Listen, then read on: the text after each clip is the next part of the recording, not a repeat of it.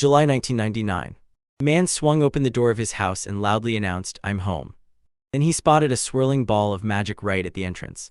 At the school, the boy sat there deep in thought, staring straight at the caste system they'd stamped into place. The caste system was basically a live map of the social pecking order, showing who had the power and how groups dominated. But yeah, to land at the very top of the caste, you had to be born with that legendary natural gift. And if you didn't, then you were totally screwed. So tell me, what would you do if the road to the top suddenly swung wide open in front of you? That's what our boy Maro was hunting to discover, right there, one step at a time. He peered into the classroom and flashed a loud greeting at his classmates. Yoichi and the others rushed up to greet him, and he said that just yesterday Higashino had handed him one of his monochrome videos, packed with wild scenes featuring a monster girl. Just as he started spilling the details, his friends cut him off, apologizing fast, then reminded him loud and clear that every girl was still incredibly. He was beautiful and not exactly young either. That last comment snapped Higashino into a full-blown shout. He demanded they stop talking like they were trying to ruin his image, because those people weren't older women at all. Everyone in the group was in their 20s. Maro couldn't help wondering if that was really true, and his buddy popped open a hot post with a perfect 5-star rating, offering to lend it to him later. Maro practically buzzed with excitement and asked politely, but Yuchi cut in, telling him to wait because if they were already in their 20s, then yeah, they'd be old and past their prime. That comment set Higashino off, and the boy shot back that this was the perfect moment, because his dream was to finally play Minecraft for the first time with a one-shot, and that was it. There was no use arguing more, since his friend was convinced that anyone past 12 was basically an old woman who'd rather play wizard than team up, and it was. Arguing over stupid stuff, and Higashino was so fired up he could have exploded, while Yoichi stared at his friend like, "What's your deal, wanting to play with a one-shota?" The protagonist stormed into the argument, snapped at them to cut it out already, and pointed out it was still morning. He was exhausted. Then the two stared at him with pure envy, because he had a huge attack range, could go low or own his opponent with zero limits, and none of it mattered. And the best part, once he got home, his sister would be waiting right beside him. They teased her, asking if she still needed help in the bath, and that's when our boy's nerves absolutely shattered. Trying to lighten the mood, he said that even if he got old, having an older woman who treated him like he was still a kid would make him insanely happy. Then his friends teased him to become an adventurer, but they both knew it was just wishful talk, because pulling off that dream would cost a fortune. And another person burst into the room, and everything changed because, "Alright everyone, thanks for sticking around, good morning." Minamiyama showed up with a mind-bogglingly cheerful grin, even though he'd missed the train, and everyone couldn't stop calling out how late he was. Relief hit as he finally made it, and he and Maro locked eyes with a heavy, serious stare. Then the protagonist shot back a solid good morning, too. From a distance, his whole group watched as the boy jumped into the conversation and mixed with the others. His world had flipped ever since his title. People treated him like he'd been promoted into some higher tier, because that name carried serious weight there. Club captains, amateur magazine models, and even celebrity kids were treated like they were above everyone else. Maro didn't want the usual road, so he decided to jump into adventure and become an adventurer instead. About 20 years ago, labyrinths sprouted all over the world, and inside them, mysterious cards waited, ready to unleash monsters. Adventurers grabbed those cards and fought their way through the labyrinths until... And just like that, the adventurer's profession was born, shattering everyday lives and rewriting the future for anyone born after the labyrinth showed up. Picturing a world that existed before them feels almost impossible. Back then, anyone could become an adventurer if they had the money, but for some, the bills crushed them day after day. To pull it off, you had to cough up 100,000 and hand over a rank D card. Just one of those cards would do. It cost anywhere from 1 to 10 million, and still, everyone chased their dream of becoming an adventurer because the price was brutal but the call was stronger.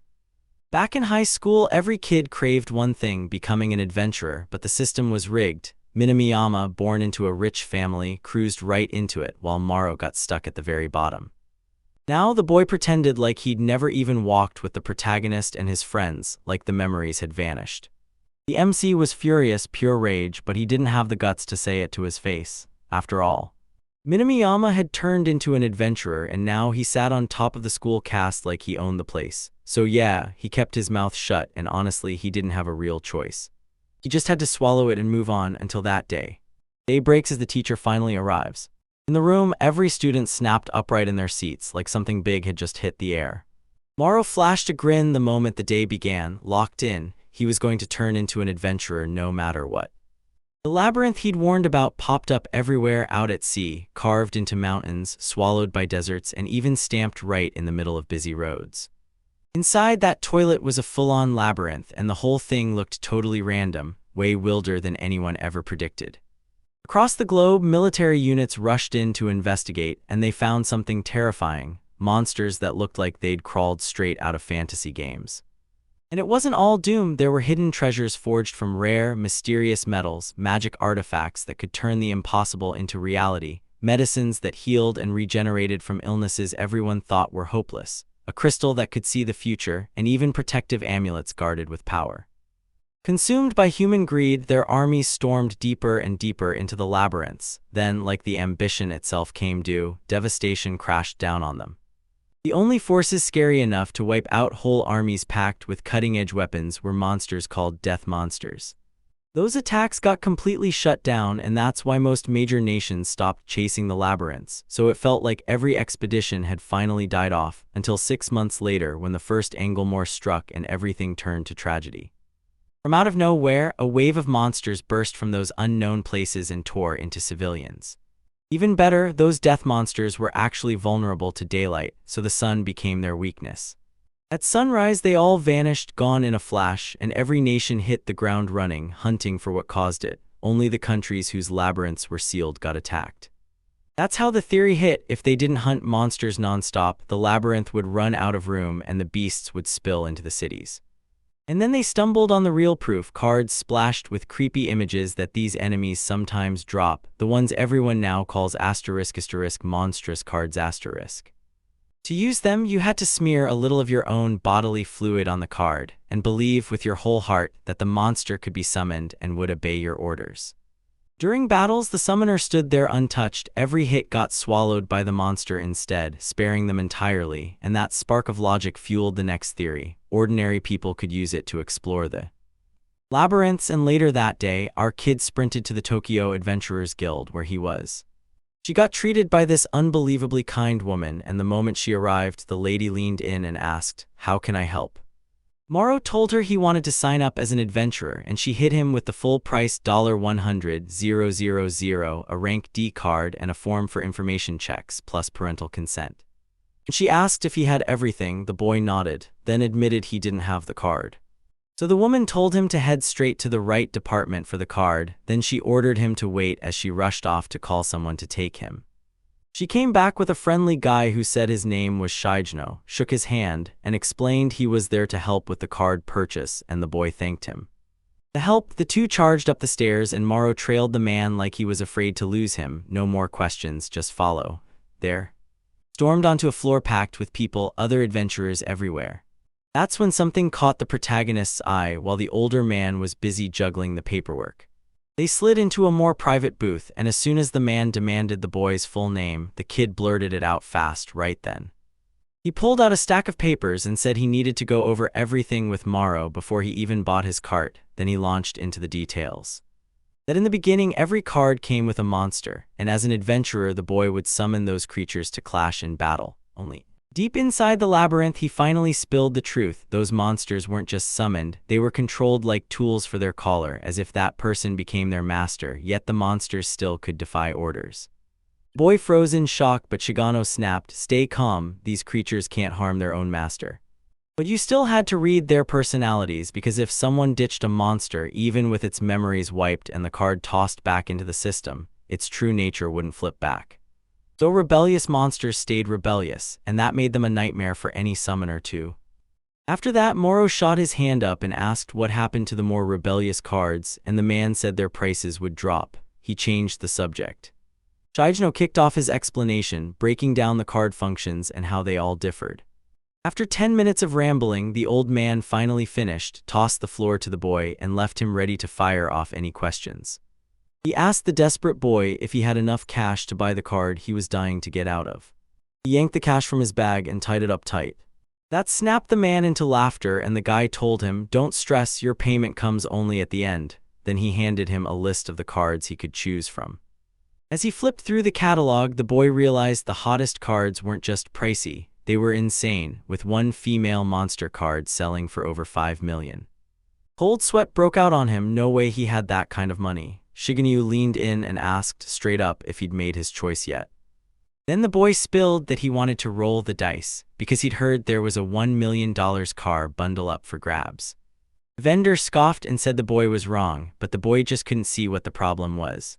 So the man leaned in and asked, did this idea come from some story where someone buys a card bundle and prays they pull a rare one? He made it crystal clear this was like winning the lottery because landing a rare card was only a 1%, so he told the boy to think again and reconsider. And since he'd come all this way to become an adventurer, his big dreams got crushed. His budget could only buy one single card bundle. If he didn't grab what he needed, he couldn't register at all. Those kits usually fit people who were already registered, because there was no promise of landing a rank D card, and with tomorrow looming, the man only had to finish his explanation. He got to the battlefield knowing every single risk already, so yeah, even then, he still came. The guy tried to convince him that he must have busted his ass to save that kind of money, straight up, taking a deep breath, he finally spilled the truth. Every wrong card kit was built from cards that had been rejected by the adventure itself. In the end, the popular, easy-to-use card just sat on the shelves, waiting to be picked up. While everyone else piled into these bundles, the guild swept them away and got rid of them. Fuming at last, the protagonist thanked him for every bit of information, then couldn't wait any longer. Had made his decision and nothing at all was going to change it. His will was iron, his resolve unbreakable. His response left Shigeru staring, worried to his core, and then he wasn't getting paid to keep pushing, so he finally cracked and gave in. He shot up to grab the card bundles because at that moment there was no backing out. Even after becoming an adventurer, Morrow refused to settle for any random card. He wanted a monster girl with a C or D rank and absolutely nothing lower. Shigeru burst back into the room, panting out apologies for the wait. Box, he told the boy to grab any pack he wanted and take all the time he needed. Staring at a sea of unfamiliar options, the boy blitzed through the stats in his head, hunting for the rare cards. Remember how he busted his butt for years, one shift at the market, the other at a moving company, until he couldn't keep it all together anymore. So he pushed himself to save every coin and then wouldn't stop hounding his parents, begging for permission to register.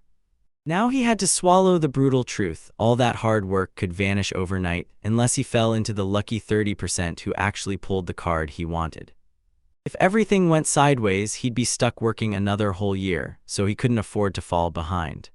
So with that kind of pressure, we had no choice. We had to bet every last thing he had on this one shot. With a deep breath, the boy squared his shoulders and grabbed his kit like he owned the moment. With the choice locked in, he tore the thing open and immediately hunted for what was inside.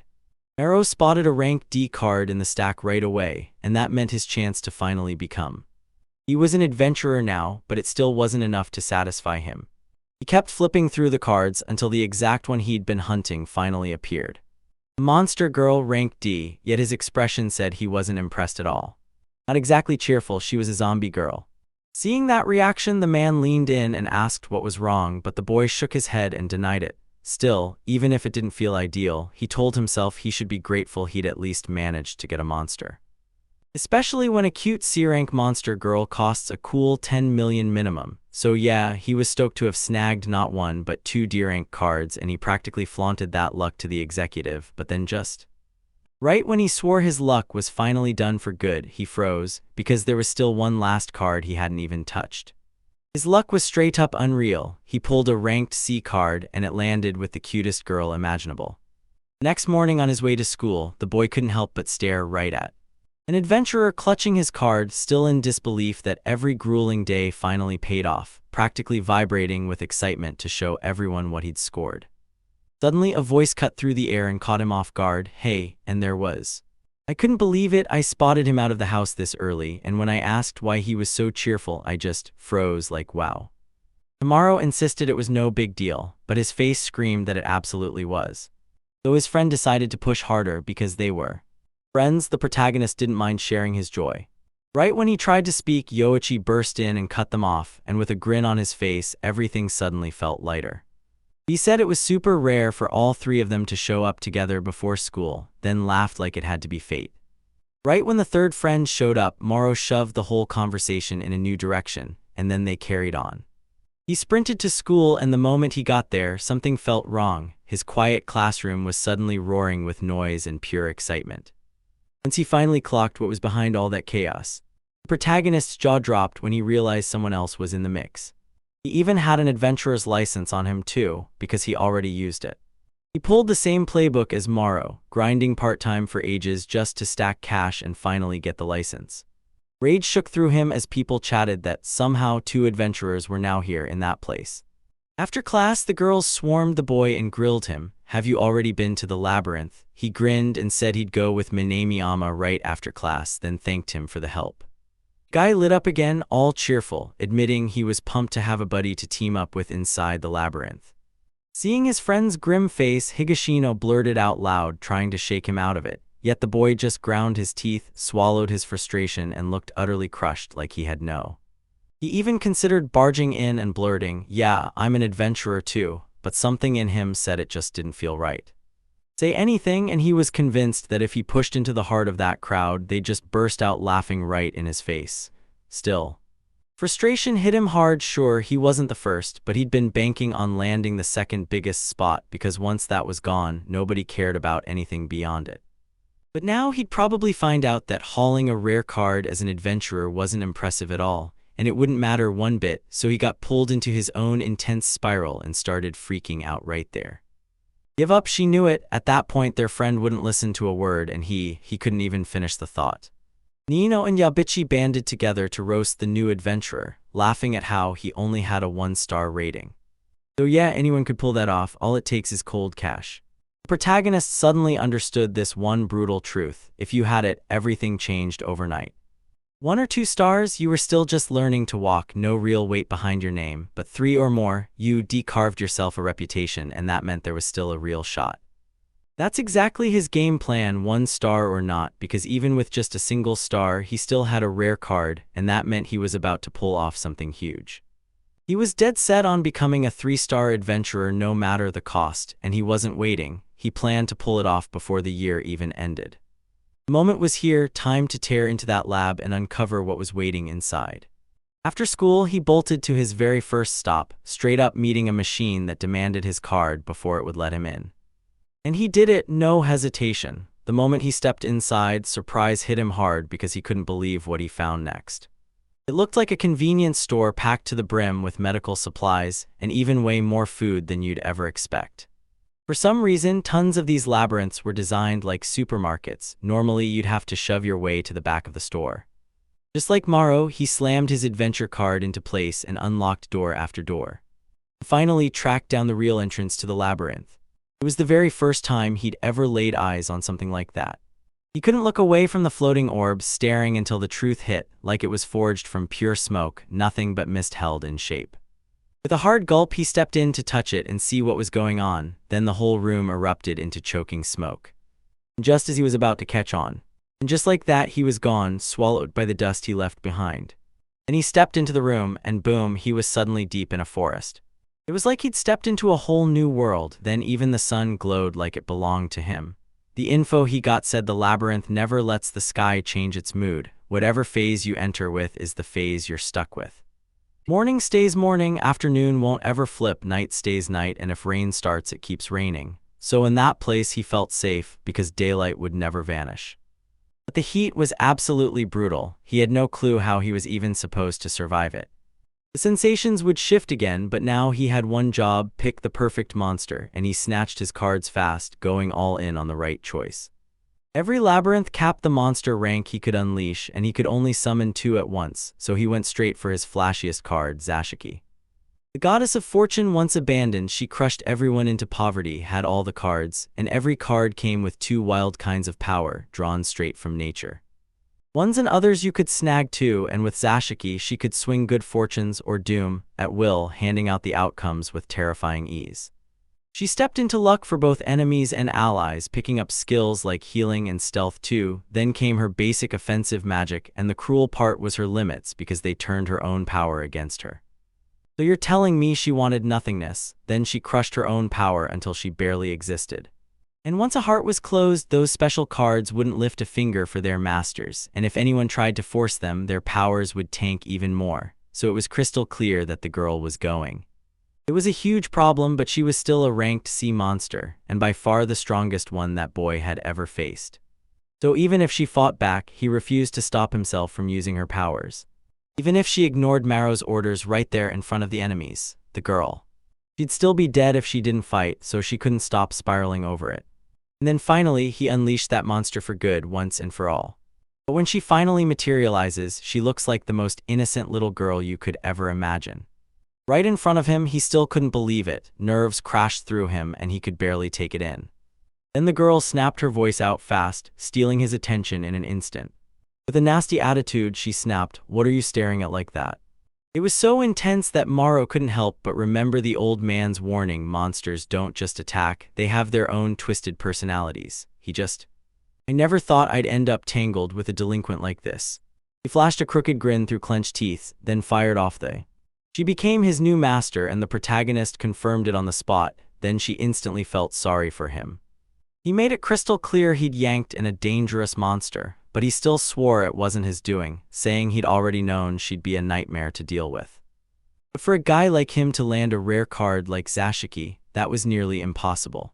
So yeah, he was genuinely grateful to have gotten her, like he couldn't believe his luck. Maybe he even wanted to win her heart with it, but one thing's for sure, he definitely wouldn't stop himself. Succeed? Yeah, sure. All she did was smile and say, "Let's see how long that holds." Then the little girl vanished into hiding, and Maro clenched his teeth, forcing himself to believe he'd at least said the right things. No matter what, it was time to call up the very next monster girl waiting in line.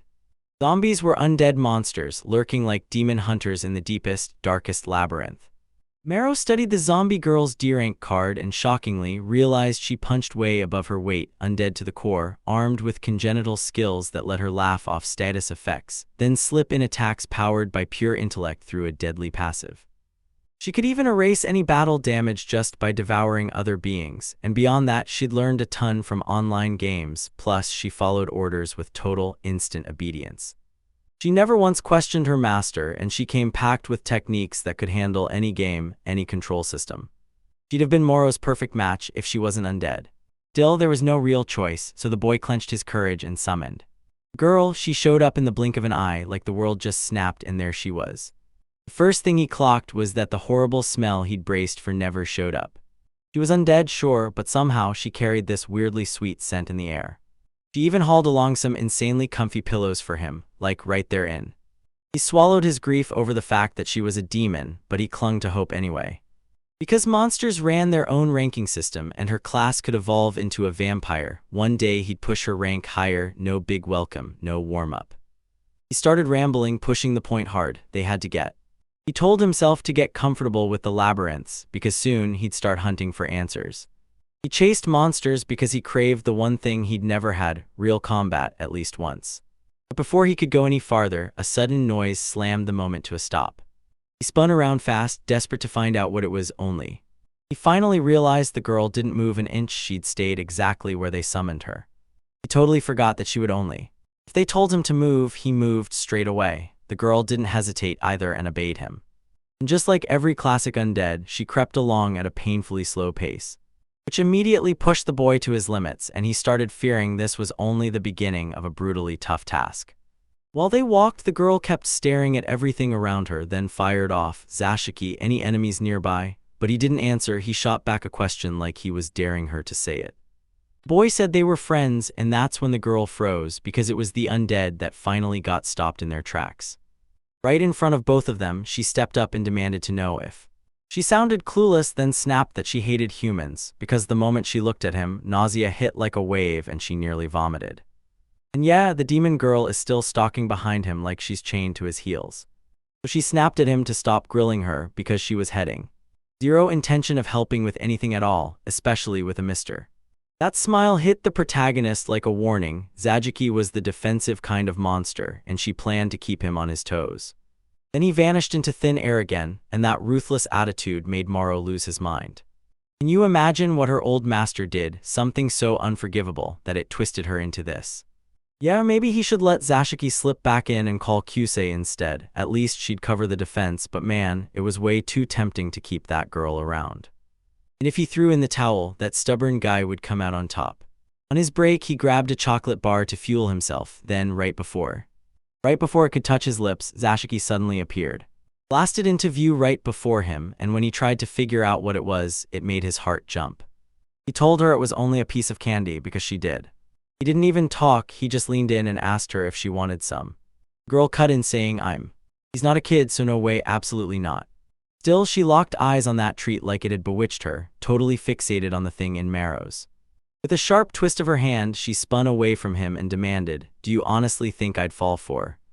He kept it real when he offered it, for sure, but then he still said that if you didn't work, you didn't get to eat, so yeah, the chocolate bar should have been. He swallowed it all, then opened his mouth again, only for the girl to cut him off. Smug as ever, he shot her a question, got anything to say, and Zashiki's face lit up with pure, burning hatred. Without a single word more, she vanished again, like the room couldn't even hold her.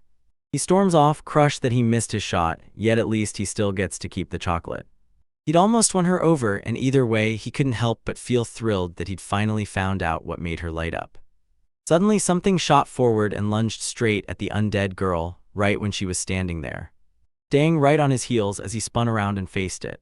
Look, she lay on the ground right next to a werewolf. She didn't even lift a hand to fight back, she just got crushed by the creature's power. It would have kept rolling until the protagonist stepped in and took the heat to stop it. One of its paws shot straight at her, then it bolted away, and Moro just couldn't wrap his head around how she could have been that careless. There he was on the ground, scrapping with the wolf, then Zashika tore back into the scene, screamed at him to strike back, and refused to let him just lie there looking weak. Suddenly, the undead girls burst in out of nowhere, no warning, just pure nightmare energy. He shot up from the chair and headed straight for the dog. He slammed its head into the grass with a brutal impact. Then it hit him time for a snack. She jerked her mouth open and flashed her sharp fangs like a challenge.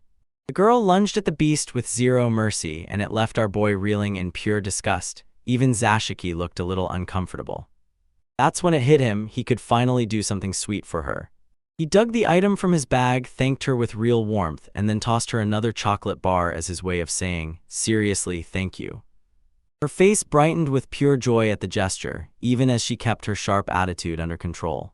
She claimed she only did it to get something back, and that the creature smelled so bad it turned her stomach. But he'd better not misread her. When the protagonist shot back, she said there was nothing to worry about at all. But he knew deep down it was all just an act. Now he finally understood, he had to show up fully loaded with a mountain of sweets. He pushed himself up off the dirt and shouted for the undead girl. He ordered her, when enemies show up, don't freeze, fight back against anyone who attacks you, and then he told her to wave if she got it. Those bite marks were already gone, she must have healed by devouring the corpses. But thanks to Zashiki, he gave a nod. Somehow, they never lost their second monster. While the girl tore into the chocolate, the protagonist if it tasted good, it shocked her, so she played it cool, pretending she didn't mind, even as her thoughts tripped over the taste. He shrugged it off like it wasn't a big deal, but the taste hit different, way better than regular food. He knew this was the fast track, so he made her a deal, help him one more time and he'd shower her with even more sweets. Even though she tried to play it cool, insisting she wouldn't always act that way, her eyes screamed excitement about the plan, so he told her he loved getting treats and promised he'd share with her any time she helped, just like Zashiki said. With a warm smile, he reached out and said he was excited to team up with her, then she froze, staring at his hand in silence for a beat. Then he marched straight toward him, fists clenched, pure rage burning in his eyes. She told him, "Don't twist it just because I said I might agree." And just like always, the creature disappeared into thin air, yet for tomorrow, the victory was already claimed. The very next morning at school, the air felt razor-thin with tension. Turns out it was just the boys locking in rock, paper, scissors to decide something. Tragically, Maro was the one cut from the game. He exploded in frustration, screaming at the unfair outcome, while his friends just laughed and watched him lose it. Rage surged through him as he remembered Minamiyama was still in the group. Back then they had 4 people, and he never had to face this mess. He couldn't afford to lose time dwelling on him, he had to focus on tracking down another partner, but during PE class, our boy ended up stranded all by himself. It was the first time he realized the boys didn't add up to an even number for the groups. And it felt like every single person was laughing at him for being alone. That's when another student stormed back from the bathroom, shouting, "Who still needs a group?" But of course it wasn't anyone the protagonist wanted, because that guy was tied up with Minamiyama. When the guy finally clocked how isolated Maro was, he didn't look thrilled either, like being stuck with the job was rubbing him the wrong way, but what choice did they really have? And when he checked one last time that there was no other way out, then snapped his gaze to Minamiyama, and Minamiyama's face looked like it was mocking him. A sick, sinking dread slammed into his thoughts, and before he could even figure out why, that guy yanked him out of the way with a shove. Telling him to get out of the way, Maro snapped his glare at Norikin, thinking the bastard wasn't nearly good enough to carry himself like that. He was having the absolute worst day imaginable. After PE class, our boy collapsed into his desk and stared off, convinced that Cube and Thor only snapped at him because he was stuck in a lower caste. After all, you only got to mess with the weak, because you never had the guts to face anyone strong while shaking with fear of the bigger hitters, Minamiyama and Ono. That bitterness lit a fire in his chest, pushing him to sprint to the top even faster. When the day finally wrapped up, his friends grabbed him and hauled him to Cario. But the boy waved the invitation off, mumbled maybe next time, said his goodbyes, and sprinted off to his labyrinth. He couldn't wait to unleash that brand new monster and put it through its paces. There's a fairy dog named QC who guarded other fairies, and legend says this monster could slip through the world without making a single sound. On top of that, it could shut down its presence and supercharge its stats whenever it defended the fairies, meaning this thing would have been terrifyingly unbeatable if only it didn't have a weakness. Lack of courage kept biting him, and deep down he knew it was still far too early to commit to anything solid. Judgments be damned, this kid knew Cat could wreck in combat, so he went for it and called the creature to the surface. The moment didn't last long before the dog appeared, padding in softly like it knew exactly where it was going. It said meeting its new master was a total pleasure, and the two locked eyes for.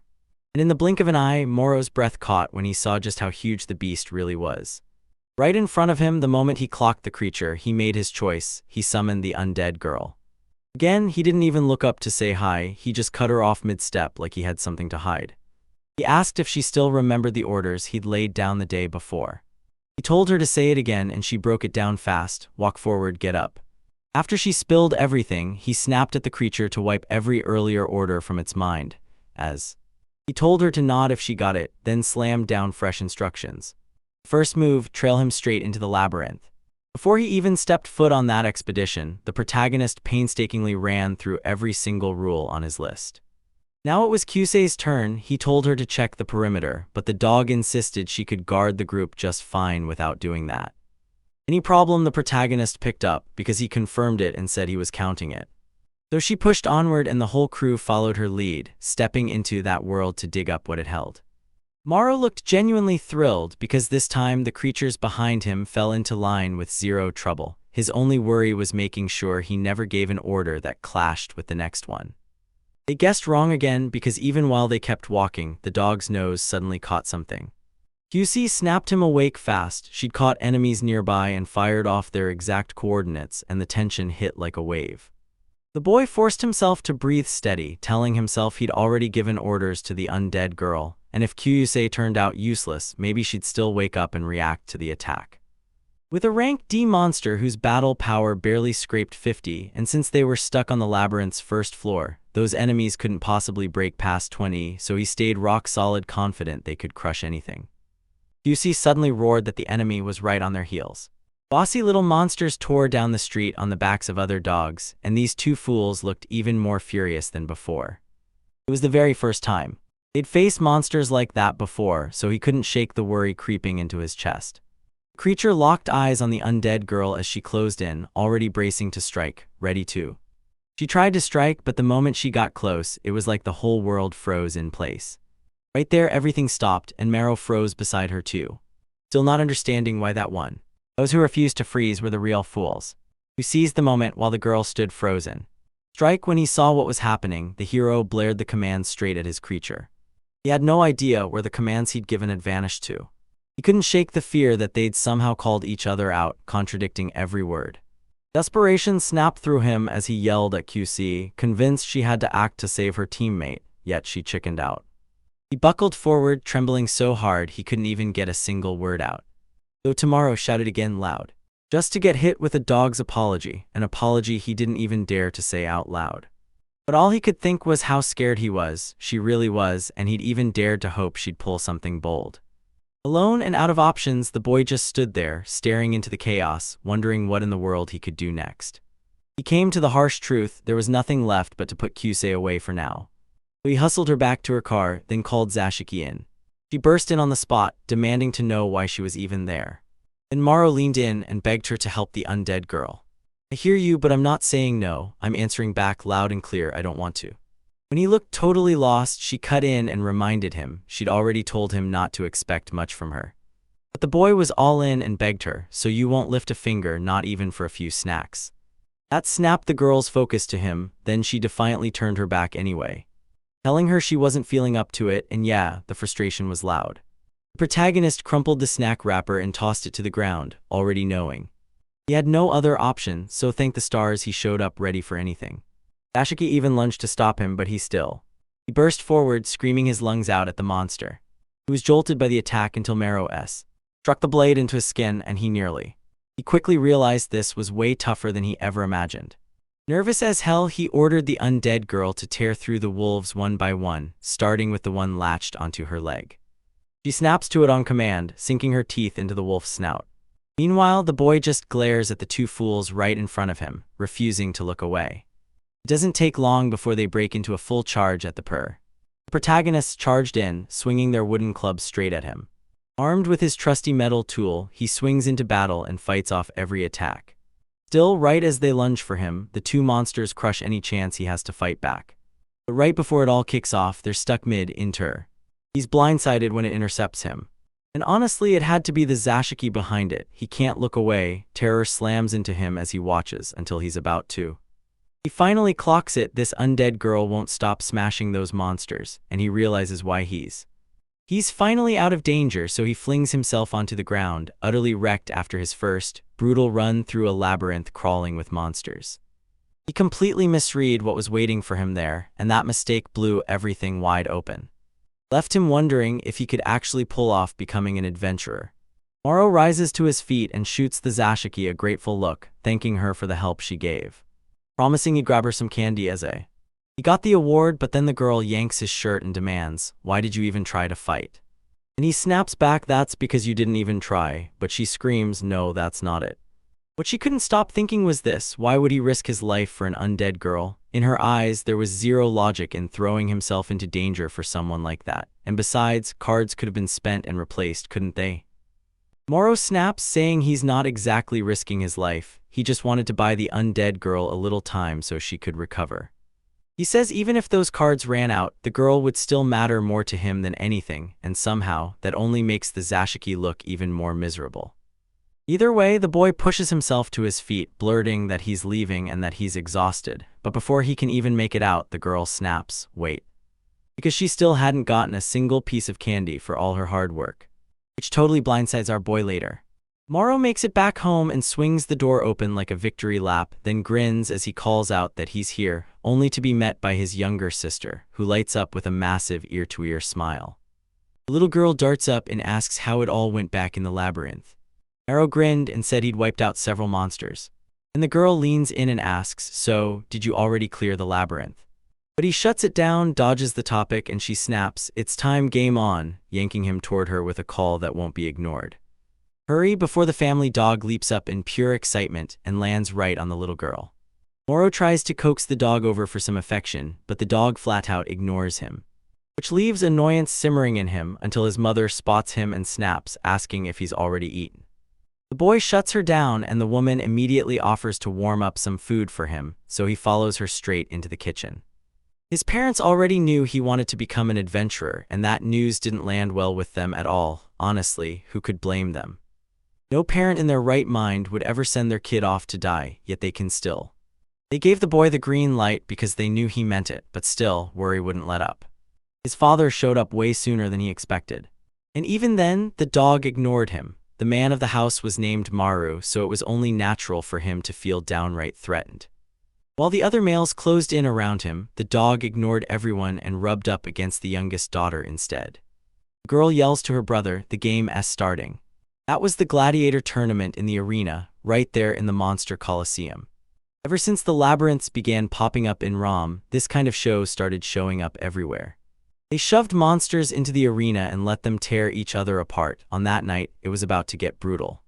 A minotaur collides with a dark knight in a full-blown brawl, and with so many other monsters crashing in, it leaves the little girl totally lost.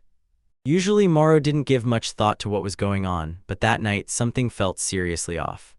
The minotaur's blows came lightning fast, and before anyone could blink, it was already spilling its juice.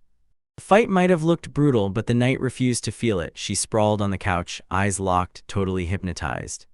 On that TV stage, the knight stormed through and pulled out the win. Then the reward hit, a named card. When a regular card got killed, it vanished like it never existed, but when a named card died, it left behind proof of itself like a message in the wreckage. Soul card, so if you ate a guard of the same race, you can bring that named card back again with the exact same stats, the same personality, and the same look. You'd have to hand over one of your own cards. For it, adventurers picked their card names for two big reasons. Either the card was packed with mind-blowing rare powers, or they loved it so much it felt personal, like their heart was sewn into it with all this. Mara couldn't help but wonder, would there ever come a day when he could name his own cards too? The next day at school, the boy strutted around like he was on top of the world. Got welcomed by Yoichi and Higashino with the exact same fire. That day, he grabbed the chance to greet Minamiyama with a cheerful good morning, but the guy looked like he was in a terrible mood. They were buzzing about club activities kicking off soon, then immediately started wrestling over which clubs they'd pick. Someone joked that if we didn't join any clubs, we'd probably be forced to grab a part-time job, but none of us were ready for that nightmare. Even so, they insisted that grabbing a part-time job at least once during school wouldn't be such a bad idea. Then Minamiyama threw out the idea, if they couldn't land a club, they'd go adventuring instead. That idea sparked bright on all three of their faces. But the boy blurted out fast he couldn't do it, not with empty pockets and zero courage to chase that dream of being an adventurer. And out of nowhere, Higashino completely hijacked the conversation, asking who he thought was the hottest girl in class, and then he fired, "I wanna know." To set aside his own bias and still hint that Shinomiya might be the cutest, and the boy even said he had zero objections. Next up, they snatched second place and picked Ashikura, a guy who felt like he'd been born to play the underdog. Higashino takes second place. He should go find a girl with short hair, Asato. But Moro was convinced Ashikura was the absolute best, and that sparked the whole room into talking about how crazy the girls seemed about her, because honestly, she was probably the most affectionate one in the entire school. Seeing Minamiyama go quiet, they pressed him and demanded to know who he liked. He paused for a beat, then finally shot back his answer. Once they clocked that he'd been staring at the MC way too long, the boys teased him and joked if he was into boys, then he snapped and roared straight out, "Go to hell." Honestly, he couldn't pin down a single name, but the guys wouldn't let it go. They kept pushing like it might be anyone he just started finding attractive. Not everyone was a fan, but most people liked the choices. They even tried tossing in a few of the names they'd already heard, yet Minamiyama couldn't figure out how to pick someone who wasn't already taken, and they huddled a while longer, arguing over what their girl should be, then finally shrugged and agreed they didn't need to bicker over something like that. Once the conversation died down, Mero took off on his own, and right in his path he suddenly ran into. Ashikura stumbled into it by pure chance, and even though it looked like she was in trouble fast, she blurted out that she'd just lost her house key, that was it. He asked, "Did you check Lost and Found?" And she said she did earlier, but back then it was empty. So he offered to help her search, and she tried to wave him off, but Moro shot her down and insisted. He didn't want her to worry, he said it was just a favor paid back, and that snapped a little alarm in her chest. She tugged his memory and reminded him that they'd hunted down his admission exam voucher together. Then his face erupted into a blazing, bright red blush. Still, she insisted that the moment he spotted what he wanted in the bushes, pure joy lit him up, yet he never spoke to her after that, so she started to wonder if she'd just imagined the whole thing. The boy blurted out that he never forgot what she did for him, he just got so shy he couldn't bring himself to talk to her. Halfway through their conversation, he suddenly spotted something that didn't belong. It was the key she'd been hunting for all this time, and the moment she saw it, everything changed. Shakura told her that everything was fine right now, and she secretly hoped he'd feel at ease talking to her anytime from here on out. After all, they were in the same class, so while she talked, Mero couldn't help but listen. Stared at everything with pure rage in his eyes. The next day, when he met up with his friends, you could see it right on his face. The classroom erupts in chaos and our boy is left totally lost, then Yoichi. He told me earlier that morning, when we were just joking around and chatting. Bro accidentally blurted out that he wasn't just pretending, he was an actual adventurer. Now he was joking and bantering with Ashikura like they'd been best friends for years, which really got under the protagonist's skin. Later, once he was finally alone, that moment snapped his focus, and he spoke right then. He couldn't believe his friend had turned into an adventurer out of nowhere, and it burned him up that they never told him a word. Arrow shot back that he owed nobody a thing, and it left the protagonist reeling even harder than before. He also told him clear as day, "Stop talking to me so casually from now on." After all, everything had changed. His words hit our boy hard and left him staring. Maro still looked confused, but the talk was already done, so he bolted off to chat with someone else. Then he spotted Ashikura, laughing the whole time. Sure, the protagonist was fuming, but he couldn't deny just how seriously impressive his friend was. Still, he refused to surrender on what he wanted, because even a lowly mob had dreams no one could crush. He watched the whole conversation from afar, stunned as his friend bragged about becoming an adventurer, while the girl erupted in laughter, celebrating like crazy. That's when he jerked awake from the strangest nightmare, and it hit him like a punch. No doubt about it, this dream was straight up bizarre. The moment he finally showed up at school, his friends mobbed him with hellos, teasing him for looking totally wiped out. And then he told me he just started mentoring 3 brand new recruits all at once, so yeah, that's why he looked so wrecked. He'd lost it, and his friends shot back that it sounded like way too much work, but hey, it must feel amazing being surrounded by girls. Once he confirmed every one of them was a girl, the boys exploded with excitement, blurting out, "Are you pretty?" But he made it crystal clear it wasn't some magical breeze, it was still work, and then, on top of that, one of them flat out ignored the protagonist and refused to follow a single order. Another kept asking for instructions like she couldn't think on her own, and the last one was truthful. But once pressure hit, she crumbled so hard she couldn't get anything meaningful done. That crew felt wildly out of place, and the constant chatter totally killed his friend's interest in hunting for a part-time job. He could have nodded off right there, but he wasn't feeling right, so he pushed himself toward the infirmary. When he finally arrived, the nurse was nowhere to be found, so a girl stepped in and said he could finally shut everything out and rest on his own. It was Shinomiya, sweet as sugar, who innocently suggested he lie down anyway since the bed was still wide open. So yeah, he did, yet he couldn't shut his eyes because he was stuck all alone with the hottest girl in the whole class. She was probably just slipping away for some much-needed alone time. As the clock kept ticking, his confidence crumbled and pure self-pity swallowed him hard. So he really did become an adventurer, huh? So he could talk to pretty girls like her without losing his nerve, and somehow even so. No matter what he did, it didn't change a thing. He was still just a nobody mob. Even with that official adventurer title, he somehow clawed out, and he still wasn't even close to becoming someone people actually knew. Right as his thoughts started to take over, the girl yelled his name, and it hit him like a jolt, snapping him out of his head. And that sent her into fits of laughter, teasing that his name was pretty weird, until the boy snapped back, "Nope, that's my nickname." And that's when she said the name, Udamaro. She even admitted she'd heard it somewhere before, but the boy cut in and said, "No, she means the painter." That's when the girl blurted out, "So that's where your name comes from, right?" It was. See, his parents just mashed their names together with a few tweaks, and only after he was born did they finally realize they'd basically named him after that painter.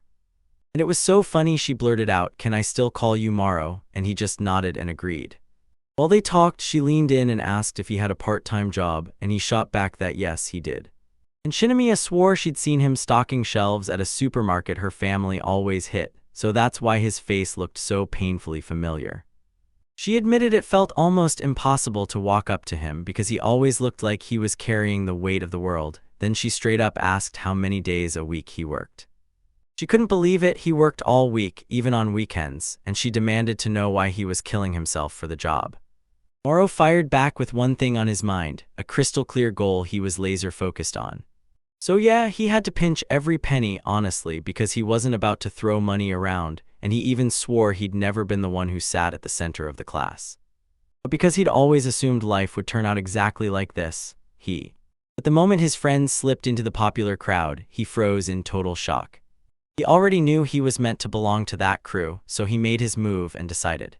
Go on, try it, let's see how far he can push himself, and even then he wouldn't quit because the girl did. He just couldn't find the words end. He broke into a gentle smile and said, "That's way too cool." When the dust settled, he finally made it home, then hit pause, dug into the research, and only after that set off to return to the labyrinth. Just then, QC raced up and greeted him with a bombshell. She tracked down the enemy group. She told them there were 3 in all, 2 fools and a battle wolf, though she still hadn't found the last one yet. Mero grinned, congratulated her, and patted her on the head. She tilted her head and asked what she wanted to do, pushing the idea that they should fight, only the wolf wasn't ready, so the boy made. It made it clear that when the enemy closed in, he'd swap her out for the undead girl, leaving Ikkyu a little disappointed in herself. But our boy told her, "Don't worry, move at your own pace," and just like that the creature perked up, so they charged ahead with their search. As they walked, Zashiki shot out sarcastic remarks about how sweet her new master was, all while pretending she cared about the cards. She asked if it wouldn't be simpler to just buy a stronger card instead of training the dog, and the protagonist couldn't deny how damn useful she was. The girl shot back that Kyusei's patrol skills weren't even great and that lower-rank cards would crush this job better. The hero didn't back down. He said he'd rather train and nurture his cards than toss them aside, just like he was doing right now by handing candy to the Zashiki, who instantly went silent with no fight. Mero didn't even blink. He'd already won that argument, girl or no girl. He barely had a second to savor it before Q6 called out to him. She said, "We're already right on top of the enemy. Now it's time to trade places with that undead girl." And right on cue, like he promised, he moved the instant the new creature showed up. She stared down the situation, realizing they weren't facing any enemies at all and weren't even in combat, so her plan. The master nodded and said they'd have to deal with 3 enemy packs, 2 fools, and 1 battle wolf that probably didn't even realize it was being tailed. With the battle wolf shut out of their scent range, she could go all in with whatever tools she had, so Mero leaned in and asked, "What do you think we should do?" She paused for a beat, then said she was sure it could work, using situation number 27 right then. Basically, she lined up the slingshot shots, first the wolf, then the next crowd, and she capped it off with the stun baton. Yep, that was more than enough for our boy, who... He just asked her to wear that camera-equipped hat and record everything like her life depended on it. She nodded hard, locked in her plan, and then, boom, Zashiki was back. Pointing out that the monster looked different, he wondered if the boy was truly sure. Then the boy snapped back, confident, saying it took a ton of work to reach this stage, while the girl... She was still reeling from the ghoul, no ego, no pride, nothing at all, just obeying her master's every command like it was the only thing that mattered.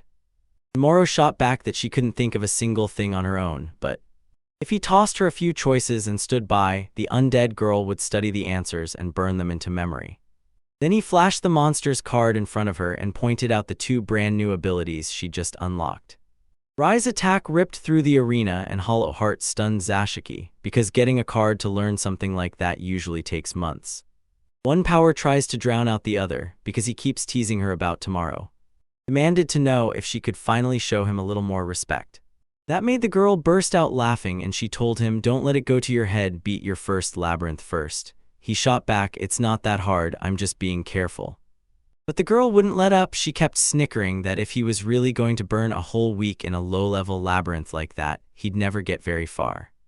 Right as their talk hit a pause, the undead girl declared her job was done. Then the protagonist practically burst with excitement. He gathered the magic stones the monsters dropped and asked the girl if anything went wrong. She shook her head and denied it. Those things were insanely powerful, no matter how big or small they were, and the one the boy was clutching was probably worth around 500 with the... After the dust settled, the creature snapped into her report. She swore she tried to take down the wolf with that slingshot, but some idiot stepped in and got her sight blocked. Then she tried. She pulled the reload off for a split second, then the wolf burst forward and she yanked herself out of it, switching straight into close combat and raising the stun baton. After she wrapped up her report, Mero thanked her for the stellar work and sent her right back into the car. She didn't say a word, but his frustration was blazing. Things had gone off script, and that mess could haunt the future, because you don't clear a labyrinth until you crush its lord, who's always stronger than every monster on the path. Still, even with low-level cards, the undead girl tagging along could slice through the way no problem. All he had to do was lock in on his priorities, so he called Kyusei over and ordered her to hunt down the stairs to the next level and smash any enemies in the way. When Zashiki heard the order, he snapped, taunting the boy, "So you're not even going to try to beat the Lord today?" Then he pressed harder, like, when's that day ever going to show up? Once he cleared the labyrinth, he already had the plan in hand, and he told her, "If you want to be the main fighter, then let's do this together." But the girl shut her down, saying she was too busy reading. And honestly, it was one of those same old stories where the whole town flips on the hero. And what made Zashiki fume was the twist where they only accept him at the very end, acting like they'd supported him from the start. Later on, our boy finally stumbled back home, and a whole week had already slammed by since he became an adventurer, and now he didn't miss a day. He plunged into the labyrinth, matching his steps to the cards he'd finally started to know by heart. Even now, he still couldn't bring himself to trust Kyusei and Zashiki's strength. But he couldn't deny it. Now he had way more control over them than he did at the start, and with a string of sharp commands, the undead girl finally became the team's main weapon. He was wrapping up his plan to crush the labyrinth tomorrow, and all he needed was one last check of the names of everyone who'd vanished there, because the Adventurers Guild sold maps and battle-ready guides for. Moro had already seen all that stuff, and he still refused to buy it, mostly because he was broke, and mostly because he wanted to tackle the labyrinth the honest way, learn for real, and build experience naturally. That didn't stop him from hunting free, public clues online, especially from people who'd vanished in there, and yeah, that's the kind of trail he was following. They were the ones who never crawled back out of the labyrinth dives, just their existence screamed how lethal those halls truly were, and since the labyrinth he'd been ranked in was no joke, its disappearance rate stayed surprisingly low. Still, the boy forced himself to stay right on the numbers because he had no clue what might blow up next. When he finally stumbled onto something worth listening to, his sister. Go on, open his door and tell him the bath's ready. So he had to step away from the computer for now, without shutting the tab on those weird, irregular encounters. Soon enough, he'd already sorted every single item he'd need for the expedition, ready to go. Right then, his little sister found him and beamed, yelling, "Good morning." She stared at the mountain of stuff laid out on the table, wide-eyed, then leaned in and asked if he was really heading for the labyrinth today, and the boy nodded, telling her his plan to clear the whole adventure. The girl begged her older brother to take her along, but he shut it down straight up no. Still, she flashed that irresistible cute face and swore it would be the only time. But Moro had already slammed the brakes on that idea. Too dangerous, no way. Only real adventurers got through, and if he showed up as a civilian, they'd snatch his credentials on the spot. His sister kept grumbling that she wanted to be an adventurer too, yet for now, she was thrilled that Moro could carry that dream for her. Honestly, he wasn't exactly the life of the party. Then this whole hero thing hits, and suddenly he's way more interesting. Trying to shove aside the sting when she called him a drag, the boy shot her a grateful smile, thanked her for the compliment, and then, spying the time, Moro tipped his hat and said goodbye. But then the girl stopped him and begged, "Wait just a second." When she came back, she was holding a mysterious charm pouch. She told me she and their mom had stitched it together like a lucky charm meant to ward off bad luck. Then the boy thanked her and ruffled her hair with a quick, gentle pat on the head. It drove her little sister nuts because it totally wrecked her hair. Still, Moro flashed that smile and swore he'd be back, ready to bring a story that would hit hard. It lit up the girl's face so wide she couldn't stop smiling, wishing him a safe trip and nothing but smooth roads ahead. He was already trapped inside the labyrinth. Moro tailed QC as she tore through the area, hunting for the entrance to the next level. When they finally rolled up, the boy's eye lit up. Those stairs would drag them straight down to the very deepest level. Checking his phone, he figured the crew burned a full 5 hours just to reach that point, inside the labyrinth. Time didn't move like it should, but with some mechanical tools, he managed to measure it anyway. Time ticked in those rules like a pocket watch, but even with the food staying fresh, the MC could still feel every single hour slip forward. He tried to shove it out of his mind, because the moment he did, his head. He was hurt badly, and before they went in for real, he snapped at QC to take a break. Zashiki hadn't done a thing to help up to now, and the moment exhaustion hit, her mood snapped. She demanded her candy like she was owed it. The second she took that first bite, it was like someone yanked her soul straight into paradise, sweet and salty hitting in perfect harmony, like the world finally made sense. She was totally hooked on food, like the way she ranted about it had Maro sweating over how many cooking mangas she was gobbling up. As soon as he sat down to eat, he paused and realized, maybe adventurer life wasn't so terrible after all, sure. He brushed off how brutal it was juggling his 3 cards, how badly he was getting paid, and that he was stuck in the lowest caste at school, because none of that hit as hard as the truth he was about to face. And it felt like he'd never been this satisfied in his life, until Zashiki yanked him out of it by calling, asking for one more candy. Because she'd wiped her own plate clean in minutes, real talk, he said refills didn't exist here. Then he called out to both creatures and sent the adventure roaring back to life. Pussy opened his mouth to start talking, but the guy didn't even give him a chance, because what happened next was obvious. To make room for the undead girl, she knew it was time to step back, and that thought hit her with a deep, grateful warmth. After the switch clicked into place, the MC leaned in and demanded, "You ready, undead girl?" And she answered with a clear, confident nod. As the boy charged down the stairs, he felt a surge of triumph. He'd finally hit the bottom of the labyrinth, and in his mind, that was the first real step toward becoming a true adventurer. He crept forward cautiously. After all, one wrong move could spell disaster. He had no clue what horrors or miracles waited for him down there, but then he felt the air change in an instant, like the whole world snapped to a new mood. Goosebumps were crawling up his skin. So he hits the final level, and the air itself suddenly feels different around him, like something's about to snap. To make it worse, the whole place reeked like sewage. So he decided to head back, and just as he spun around, he froze, because something was there that definitely wasn't before. The stairs he just stomped down were gone in an instant, which he probably meant he'd never get to go back unless he took down the Lord first.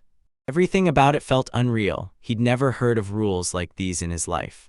Suddenly, the boy got yanked by the collar. Of course, it was Zashiki, grinning like nothing could go wrong, shouting in Mero's face that he had to pull himself together. Together, she told him he should have clocked by now that this wasn't some ordinary place, and he nodded, fully on board. Still, he snapped back that he never saw the stairs vanish like that coming, and if he'd known how this place worked, he would have picked a totally different labyrinth. While she tore herself down with that self-deprecation, the girl shot him a question. What was he even talking about? She said he wasn't strong enough to take on the boss here, and definitely not ready for a level like this. Annoyance flared in her eyes as she ordered him to pull himself together right now once and for all. Mess up again and it's over for him. Moro blinked, utterly lost. He tried to convince himself that Zashiki was just talking about the labyrinth's lord. But this was a labyrinth they'd already mapped, so it couldn't possibly shift unless they... If something like that really existed, it'd have to come from someone way higher up. Dungeon collapsed into silence, because at that exact moment, the original lord got completely wiped out. The second the boy locked eyes on that impossible sight, his mind screamed, because what he saw felt like a nightmare drawn from a fairy tale, and that kind of freak encounter was what got adventurers killed. A terrifying, one-of-a-kind monster hunted entire labyrinths, ate the original lord alive, seized the dungeon for itself, then just sat back calmly, waiting for its next victim. You couldn't spot them from the outside, but you could still sense them by hunting through the disappearance list, because those people only vanished when something far stronger had already shown up. That's exactly why Moro had been drowning himself in research on missing persons. But what were the odds? Right then, he finally remembered his danger signal. His adventurer license was basically a magical lifeline, letting him call the guild for a rescue in a crisis. He followed the emergency instructions to the letter, and his heart sank, because nothing happened. That's what finally detonated his panic. He yelled that of course it wouldn't work in a sealed-off place like this, and he realized he had no idea what to do next. Because that was his final lifeline, now his. His only shot was to break free solo, using whatever tools he had in hand, and that was it. In other words, he'd have to figure out how to beat that irregular encounter, but the moment he realized he'd be doing it all by himself, his nerves went through the roof. That's when one of his own cards started pulling him away, and Zashiki snapped that he'd dropped something. Then she shoved the charm his sister had given him into his hands, and he didn't even remember it. As he apologized, the girl snapped at him to summon the undead and swap them out for QC. Then she started explaining everything. So for now, he decided it'd be smarter to have a monster that could hunt down the synths, because he had. Realizing Zashiki was right, he swallowed his pride and followed her orders. Then when QC finally came back, she snapped, "What happened?" And the boy told her they'd run into something irregular, forcing Zashiki to rely on her nose to track it down. And that's exactly what the dog did, no delay at all, because before long she'd spotted something. Something she insisted she could smell, something awful, drifting from one of the forest trails. Dashiki snapped her powers into action and obliterated the target in an instant. But when they finally looked closer, their fear turned to disbelief because it was only a tiny mouse. Miro said it wasn't what they needed, and the girl nodded, claiming it was nothing more than something she already knew. But that wasn't a good sign. Monsters like the ones that cats just wouldn't quit multiplying. That was unsettling as hell, and the MC snapped both of his cards out to keep the search going. So he had no choice. He couldn't go back home until he finally crushed that monster. UC shot out in front, scanning for the target, and the moment she finally picked up a trace. Stuttering, she leaned in and told her master she could smell juice in the air. They shoved me towards some bushes nearby. The boy dug in, and what he found left him absolutely stunned. They were fragments of a person stitched together in the most horrifying way imaginable. Right as he was wondering how far someone would sink to pull off that kind of illusion, Zashiki suddenly popped up and blindsided him, because it wasn't a trick at all, it was the real deal. That had Maro blurting, "What do you mean?" But the girl was dead certain she'd seen it with her own eyes. She said the scariest part was this: the kid ahead of them most likely had his soul locked inside the labyrinth. That news crushed the MC and he exploded, shouting that the law was crystal clear. No kids could step into labyrinths, and if one ever got in, the state was meant to yank them back out. Every card answered the same way: Uncle Mo. That's what humans called it, because the second it struck, the boy was basically marked as prey. They dragged the child in like a prize, something they could flaunt as a trophy. But Moro couldn't shake the doubt. How could that even happen after all these years without a single Engomwa? Until Zashiki called out the obvious, time just wouldn't move in that place. She jabbed a finger upward and gestured like that was all it took. The light surged upward, nudging the boy to look up and realize the sun was blazing just like it had been the very first time they walked in. That snap sent a bolt of alarm through the boy's head, like his mind instantly went blank. He had to yank himself together fast just to grasp what the heck was going on.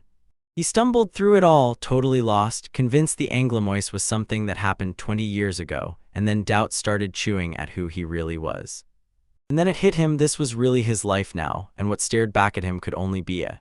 That sickening realization hit, and the boy retched hard, feeling absolutely wrecked. Then Zashiki, with this strangely gentle smile, pressed a water bottle into his hands. He did it as a show of goodwill, then asked if the bottle was finally from his backpack, and she grinned, saying he was starting to act like himself again. Again, she grabbed the opening, asked what they were doing next, and even promised to take the boss down by herself. That freaked him out so hard he went completely silent. Then the girl finally. Unlike her scaredy-cat master, she was ready to square up with the enemy, if the reward was worth it. Now the boy finally got it. She'd been trying to cheer him up with all those. She'd never admit it, but the MC knew, so he told her, "If you do that, I'll have to wipe out every last bit of the town's candy," even though the stock was already pathetic, and she just teased him, grinning like, "So what would you do then?" With a grin, he promised they'd go together, and she let out a heavy sigh, crushed. She couldn't stop smiling, already thrilled to bankrupt him with all those sweets. Either way, it left the boy staring at something no human could possibly pull off. Life felt lighter because a cheeky girl walked right beside him. Then, as they strolled, she teased him about whether Maro had his eye on any other girl, and he shot the question back at her, clueless why she even cared. Teasing him, the card shoved in closer, practically daring him to admit he might like boys instead. Frustration hit the MC, and he snapped that he didn't get why she cared so much about his love life, then admitted there was one special person he was into. He told everyone she was the prettiest girl in class, and honestly, the sweetest too, because he'd never once heard her badmouth anyone. When he started thinking about adding yet another quality to his crush, he stumbled on something that totally threw him off. There was this tiny little boy, dangling from a tree branch like his whole life hung by a thread. The closer he looked, the more he could see it, himself right in the middle of it. Which rattled Moro so hard he couldn't even steady himself. Try. To pull her master's attention off course, Zashiki ordered him to keep moving, anything to make him press forward. Right then, she snapped her arm out and swatted the rat that had suddenly burst into the scene. With one savage throw, she sent it flying, then kept pressing the questions, until the boy finally broke it all down. That girl was tiny and absolutely incredible, plus she had the softest pillows you'd ever sink into. That final twist hit Zashiki like a lightning bolt, and she realized the boy's real agenda, so she pushed him, asking if he was gonna ask the girl out or something. Maro shrugged and said that kind of thing was impossible for a guy like him, plus they'd only talked a few times. The girl shot back that his words didn't sound like he cared about who she really was, they sounded like he was head over heels for the idea of her. They brushed past another kid, and as it happened, he realized this didn't look like a real crush at all, more like straight-up admiration. Suddenly, the protagonist's blood went cold the moment he heard a child laughing. He roared for it to stop and demanded to know who was laughing. Dashiki stays completely silent, like he's holding his breath for something big. While Kusi Warshir worry on her. Master stared at the wolf, yanked him back to reality, and the doubt hit him hard. Wondered whether the whole thing was just a hallucination or a cruel labyrinth trick that used the screams and laughter of trapped children's souls. Still trying to talk himself down, he snapped an apology and demanded, "Okay, where exactly are we?" When Morrow returned to the girl, he admitted becoming an adventurer was all part of his secret plan to get closer to his crush, and on Christmas, he was finally going to ask her out. Zashiki muttered, "So you're really throwing your life away just to feel more manly, and if you croak before Christmas, I don't care." The MC snapped back that was exactly the kind of joke you make in a moment like this, and Zashiki just shrugged, saying she was only teasing.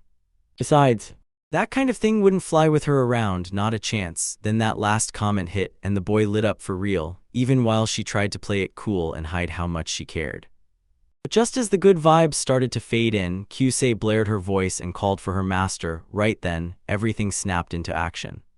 She snapped right away, "What's wrong?" And when he asked, she said the Lord was right there with their group. And just minutes later, they'd finally be staring right at him, face to face. Nervous as a rabbit, she rushed out an apology and begged to be taken back to her car immediately, because she couldn't help anymore. Which slammed the MC into shock.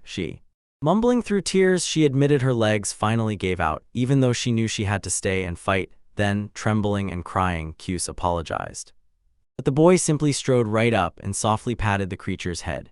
She snapped that she didn't owe anyone an apology, because all she'd been doing was terrified the whole time, and then she still led him straight to the Lord.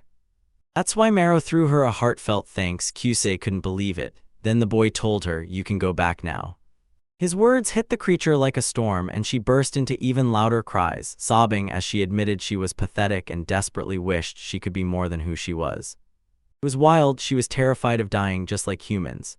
And when it finally clicked, Marrow understood the little wolf at last. Not long ago, he was so scared he couldn't even find the courage to stand up to Nariken's insults. Marrow had a coward's knack too, in his own twisted way. So after Kyusei came back, it was finally time for them to team up, dig deep, and be braver together. Zashiki leaned in and asked if he was just putting on a kind act, playing benevolent master while pretending he actually cared about the cards he was using. He wondered if it would have been way simpler to just buy a stronger card instead of grinding a weak one until it finally got better, and then the boy turned to her. With a small grin on his face, he tried to make it clear.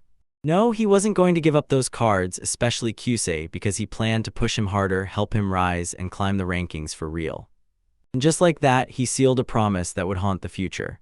Then right out of nowhere, a flute melody sliced through the air and hit their ears. He snapped on a protective mask. With that mask on, he called forth the undead girl and ordered her to strike back the exact same way. They'd already run into the same old rats again, and that familiar band too. Kids, and now that flute was right there, like the world had just flipped open a secret. Could totally be a mistake. Jeremy became Homeland's Pied Piper, drawing everyone in like a song they couldn't refuse. Friends crouched behind a nearby tree and watched their opponent like they're waiting to spring the trap. Till tomorrow, he bellowed the command, "Bring the undead to life." Attack, and she didn't hesitate. She started preparing right away. She drew back her slingshot and fired it straight at the Piper, who still turned away from the group. But the shot got ripped away midair, like an invisible wall blocked the Piper from reaching the rest of the labyrinth. Just as the attack hit, the enemy snapped that they were the absolute worst music listeners on Earth. So they'd have to hold off until the very end of his performance, then finally dance together. That twisted creature grinned like he just hit the jackpot, like this was the best day of his life. The undead raised her slingshot again, and the boy urged her to keep her sights locked on the musician. But just like before, the bullets never even came close. So yeah, the barrier didn't just protect him during his games, it held its ground even after he stopped playing. Unshaken, the Piper kicked off a chilling tale about a city that had been crushed by tragedy. Long ago, a starving man roamed with nothing left. Every bite left him empty, because someone had robbed him blind and stolen his whole life. So this guy laid out a wild plan. He claimed he'd flood the city streets with countless rats, hoping they'd vanish the threats and somehow turn him into the village hero. The piper snapped the whole room to silence and ordered everyone to lean in, because he was about to unleash the symphony of Carnival Zero. Notes drifted through the air like sparks, barely hanging on as they flew. Every familiar rat in the labyrinth came charging toward him. Moro barked an order, and the undead hauled him off the ground in an instant. And just like that, the car rolled on too, hauling the boy along on her shoulders. The first rat charged straight at them. The boy blasted it with a spray and chased it off. He yanked the animal off its feet. He slammed them down one after another, over and over, and when it finally worked, relief hit him like a wave. Several rats were already sprawled on the ground, but wave after wave kept pouring in, and then the piper leaned in and kept the tail rolling, saying, "The rats tore through the city's food and unleashed disease everywhere, so the citizens snapped into action and set trap after trap, thinking they'd finally prove something, but sadly, nothing worked. It all fell apart. Despair swallowed the village whole, until a mysterious man finally stepped in and made a promise to wipe out every last rat in exchange for a reward from the mayor, and boom, the deal was sealed. After hearing the man's conditions, the mayor finally caved in, saying if they spotted even one more rat, that man would be thrown straight into prison. So the piper kicked off the lemmings' march, sending the rats scattering for good around the MC. Now he was even more confused. Those same rats were still the ones that had tried to attack him just seconds ago. Still, the man kept spinning his story, then guided them toward the river and came to deliver every last rat that had made them shiver with dread. After that, the villain leaned in and smugly said the townspeople were ecstatic to have the man back in town. With the rats finally gone, Mara thought the deal was done until the mayor snapped and refused to pay the reward he promised, even though Mara had held up her end. And right then, a chilling thought hit her. Is this refusal his real attack? But the piper kept talking, driving home how that betrayal left him seething with fury. The man guided him straight into a symphony that pulled every single kid out of their homes. Then he struck the stage with invitation to the circus and started playing the symphony right on cue. He just sat there waiting for something to go down, because the boy was one step ahead the whole time. Slapped the headphones onto the undead girl as the realization hit. The piper unleashed a furious scream that shook everything. If this is how people are starting to show love for music these days. For days, Maro kept it simple. He didn't just refuse, he straight up didn't give a damn. Then he hurled his spray at the man, barrier or no barrier, snapped off the undead girl's shoulder and snatched his slingshot right back. He ordered the girl to smash the spray can. She didn't even hesitate. She smashed the fallen item dead on and it burst open, spilling everything in seconds and swallowing the whole group. Enemy, then the smoke curtain shot up like a signal flare. Moro couldn't stop himself. He wondered if his plan finally worked, and then, damn it, the man showed up completely. Rage ripped through him as he cursed every last generation of the boy's family standing right in front of him. Fed up beyond limits, he snapped that he wouldn't stand for it anymore, and then he twisted his flute into a scythe, bowing right to their faces that he'd finished the MC off himself. He began at the head, then someone behind him lunged to stop him cold. But the man slipped out of the strike like it never touched him, pure cheeky confidence. She swallowed that miss, but then her face lit up. She grinned and asked if he'd really dodged it, calling her master's attention to it, right up until this moment. Now the piper couldn't hide behind his protective barrier. This time he had to spring out of the way, because the barrier only held as long as the flute was still there. So yeah, without his flute, he couldn't trigger it right now. Maro seized the moment and barked at the undead girl to strike the opponent, Phase 3 protocol on command. She did it without thinking twice, like the decision just snapped into place mid-steps, right in the middle of a. He clenched his teeth and waged a brutal showdown against the piper. The girl twisted away and dodged every one of his attacks, and he thought he finally landed that crushing blow on. She was dead, and that news knocked him off his feet, caught completely off guard. Zashiki carved a massive hole straight into his chest.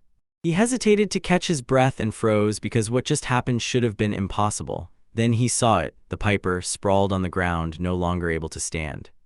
And then bit by bit, it vanished into the scenery. Maro stared at the scene like his eyes couldn't believe it. Did they really pull off a win? Because yeah, it was undeniable. He, Zashiki, and that undead girl had actually beaten the opponent. The MC stared as the creature vanished into thin air, and Zashiki hissed, "You dropped your lucky charm again." She grinned as she warned him, "Get careless and you'll end up cursed," but right behind her, the piper loomed. With a psychopath stare, he snapped that a real entertainer lives and dies by surprise, because every great story needs that shock. Out of nowhere, Moro's sudden reappearance blasted back into the scene, and fear hit him like a truck. Just as Zashiki couldn't even react, the monster tore the undead girl in two. And in a flash, his friend snatched the lucky charm and she slipped it under her sleeve while the villain played the part, faking heartbreak over what was happening, boasting that he'd rooted for Julia every step of the way. Zashiki lunged again for another strike, but he dodged it cleanly and it landed nowhere.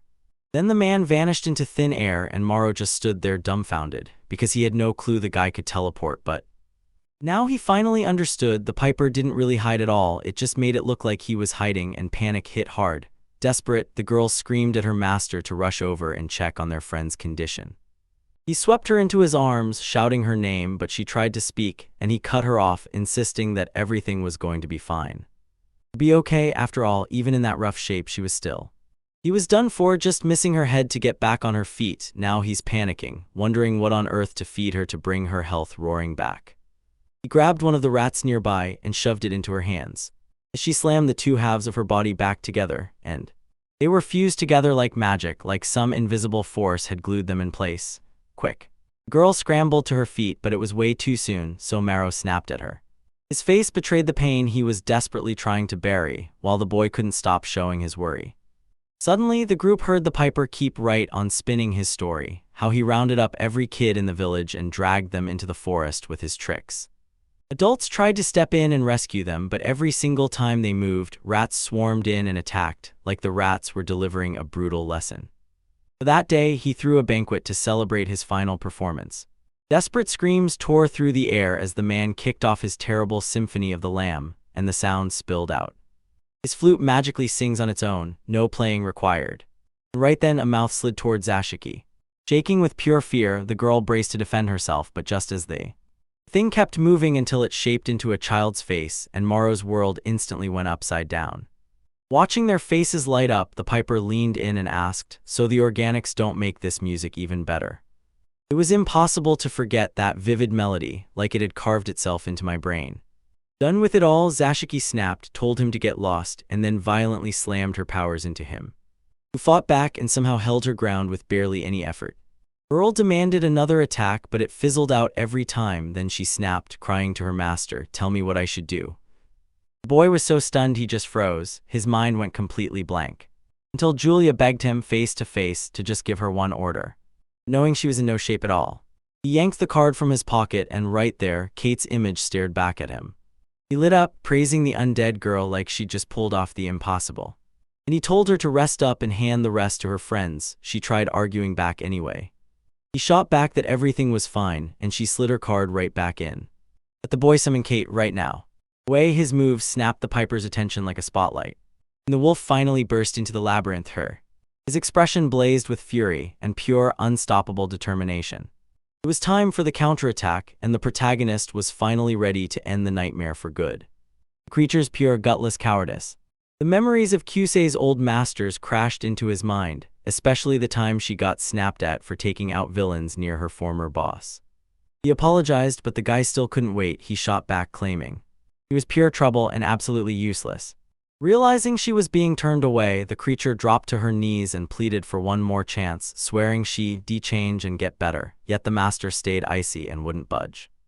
Then he shoved the challenge into her hands, conquer the whole labyrinth alone and prove she was worth it, promising he'd stay outside, and Kyusei couldn't help. He tried to argue, but the man just left him there and walked off. After a while, she came sprinting back to the entrance of the place. She was totally wrecked, scrambling to apologize while the man screamed at her, demanding to know why she was in that condition. Seeing her in critical condition, the man barked at the creature, "Don't you dare die on me," and tears instantly surged into her eyes. Until the adventurer snapped that he couldn't pawn the wolf off if she died.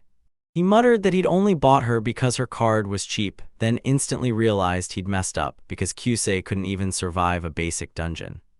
The creature replayed a conversation with Sashiki, how that girl challenged her, asking if she never got tired of staying so unbelievably cheerful. Saying she didn't have to push herself like that, then the girl blurted out, "I." She had no clue what Maro was thinking, but knowing she and the undead would back the wolf meant she could finally breathe easier. In a total slip-up, Kyusei stomped down right on the undead's foot. That incident sent her into full panic mode, and she kept apologizing over and over. While the undead just stared at her in silence, Kyusei shook with pure terror as the girl marched closer, pleading with her to stop, swearing it was only an accident before everything went wrong. But the undead girl just gently patted her head, and that simple touch left Kyusei completely baffled. And the girl stared at her with all the love in the world burning in her eyes, which only managed to make the creature even more hopelessly lost. She still remembered her new master grinning at her, praising the way she'd led them to the end, even with fear clawing at her chest. All of that pumped power into the wolf's veins and gave him the strength to fight because these were people she'd refused to ever let go of. But she had to guard them with everything she had, no matter the cost.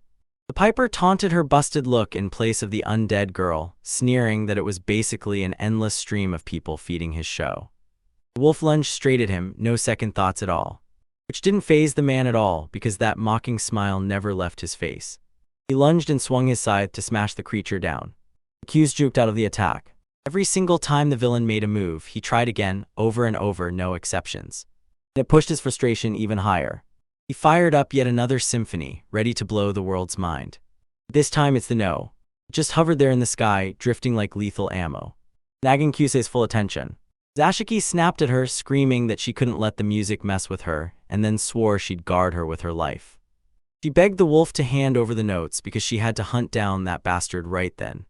He pushed on with his story, and after the children died, the whole town snapped and turned on the mayor. After everything, it still all came down to him. Every last bit was his fault. As the story wrapped up, Mero's desperation exploded. Then the boy barked for both of his cards to stop him already, ducking and dodging they. As the villain kept attacking, he sneered that the citizens blamed the mayor for steering the rats the whole time, even though the mayor flatly denied it. So the crowd ripped him down and overthrew him, leaving behind two kids. Finally the moment arrived. The Pied Piper of Hamelin's symphony was about to begin. The noise was deafening, and Mero fought to shield himself at any cost. Even after building his barrier, his ears still screamed in pain. That's when it hit him. Kyusei wasn't wearing a shred of protection at all. Unlike the one in Zashiki, the wolf sprawled out on the ground, totally still. Her ears were wrecked and badly hurt, which hit the boy like a punch to the chest. Then right after, he was bold, but he couldn't figure it out. Why was that girl wearing headphones for protection? Getting closer, the main character suddenly clocked it. Somehow her eyes and legs got hit too. It broke down why those kids in the story got hit too. Behind the boy, the piper whipped up the last note, then leaned in to ask if he'd really enjoyed the show. And with a grin, he announced that the ticket price would his life. When Moro snapped around, he was startled because the monster was seconds away from crashing into him with the. But before he could go any farther, Q slammed the door on him. He had zero clue how she pulled herself up, but he let out a breathless sigh. He'd made it out alive. She fired off her hero ability and drove the piper so far over the edge that a grin snapped onto his face. He promised straight to his face, "I won't charge you for this ticket today, but next time we run into each other, I'm collecting." Because every time they crossed paths, he'd come hunting the MC, but for now, he could only thank him like the perfect audience. And his head exploded, just like that. Blood and debris splattered across the group members in an instant. He tore away, leaving nothing but his enchanted flute and that magical stone. Moro's eyes bulged wide the second he saw his reward. But he was so wrecked that all he could do was plop onto the forest floor and collapse. Kyusei strode up, fretting over her master's condition, while Zashiki muttered that he was a total weakling for not even fighting, and that he was probably just more worried about which candy he'd hand out. The boy shrugged and said he'd tackle that later, but right now he'd. They checked the rewards they'd already got, and the girl was sure of one thing: it'd be a total letdown. And yeah, it really was, because it was only a dam. Pain hit them so hard they both froze, staring at what just happened like they couldn't possibly believe it. Mashiki fired off, "Do you even know what that means?" And the kid snapped back, "Yeah." Once that card got named, it locked forever, no reset, no second chance, and absolutely no reselling it to some other adventurer. Even a card like Zashiki can drop its reserved life value if you slap the wrong name on it. Even Shijinu had warned him to think twice before naming a card, but now those two were his friends. So he declared it. Zashiki's new name was Renka and Qc's was Yuki. And if that undead girl wasn't even there yet, they'd still give her a name too. From this point on, everyone was going to call her Eliza. Yuki thanked the MC from the bottom of her heart, swearing she'd do her best from now on, but Renka only grumbled that he'd be stuck babysitting a rookie master until the day he died. She muttered that it was a raw deal, and that single line had the boy and the wolf locking eyes for a beat, then breaking into an awkward smile because they already knew exactly how she was. She snapped at them right away, demanding what was so funny that they couldn't stop laughing. That's when Mero's eyes snapped. There, right in front of him, was a chest that absolutely hadn't been there a second ago. And that's when the labyrinth finally handed over its true reward. Before he even got the chance to move, everything was already happening. Ranker snapped, "What do you think you're doing?" then warned him not to rush, only to get an apology thrown back at him. Then she handed over her blessing and fired him off with a full-on wish for good luck. Lucking it into place, he proved he could finally crack that chest open. The three of them just stood there, locked on what was inside, staring like they couldn't believe their eyes. They had zero clue what they were even looking at. Turns out it was nothing but a magic stone and a potion, and the moment Ranka realized it was a one-shot item, rage hit her like a truck. He was yelling that they shouldn't stuff that kind of stuff into fancy boxes at all. No, those chests belonged to gold and real treasures. But Mero didn't bat an eye. This was exactly what an F-rank labyrinth was supposed to throw at him, so he wouldn't be shocked if the reward ended up being nothing but disappointment. A while ago, he'd probably react just like his friend, but now he figured out that this so-called reward wasn't half bad after all, and then the biggest F hit him. It happened because he'd finally earned something money could never buy again. Later on, the boy was forced to head to the adventurers next. He marched into the guild to report how he'd wiped out that messy labyrinth encounter, and then demanded his loot be appraised on the spot. The receptionist snapped, asking him to hand over his license and the stuff they were going to evaluate. And just like that, the boy pulled it off with zero trouble. She told him the process could drag on a bit, promised they'd keep him posted the whole time, then told him to switch seats. Moro sank into the chair, completely drained. Even his very first time subjugating someone in a labyrinth still couldn't bring him to the edge of what he'd never. I didn't expect the encounter to be this irregular, so it felt tougher than I ever guessed. Maybe the Piper was an undead like Eliza, because he still kept moving around even with a giant hole in his chest. He was pretty sure that man really did die the moment he blew his own head off, and now the only thing left was figuring out why he would do something like that. Then Yuki showed up, and it was like the guy had already known exactly what her power was. The boy even tested it, and it seemed that this power could supercharge his ally, but the truth was hard to dig up, and on top of that, the wolf had somehow become immune to the Hamelin flute, probably because she could use that power too, but the way her face twisted told me there was more going on under the surface. Now that he knew it was real, he couldn't wait to run even more tests. A wave of impatience was already bubbling up in him when someone suddenly called his name, triggering an alert in the boy, Shide's way of celebrating that things were finally going his way. He threw him a victory grin for clearing the labyrinth, and you could tell it hit extra hard, especially after that total chaos of an encounter in the MC thanked him for the comment, saying it felt like a miracle he'd won, but the man shrugged and claimed it was his hard work all along, then told MC to believe in what he'd accomplished because that win was a huge achievement. Mero thanked him again with a stiff smile, then blurted out if Shajano was the one who'd help him. Shajano nodded and said he just needed to talk more about the items Mero had brought back. He grabbed Maro and led him into a private room for that, and the moment they got in, the old man started handing the boys rewards back. Then he broke it down. Those potions weren't just for one thing. Use them for beauty treatments, for sealing wounds, even for wiping out illnesses, and that tiny bottle he just got his hands on. It usually costs about $10,000.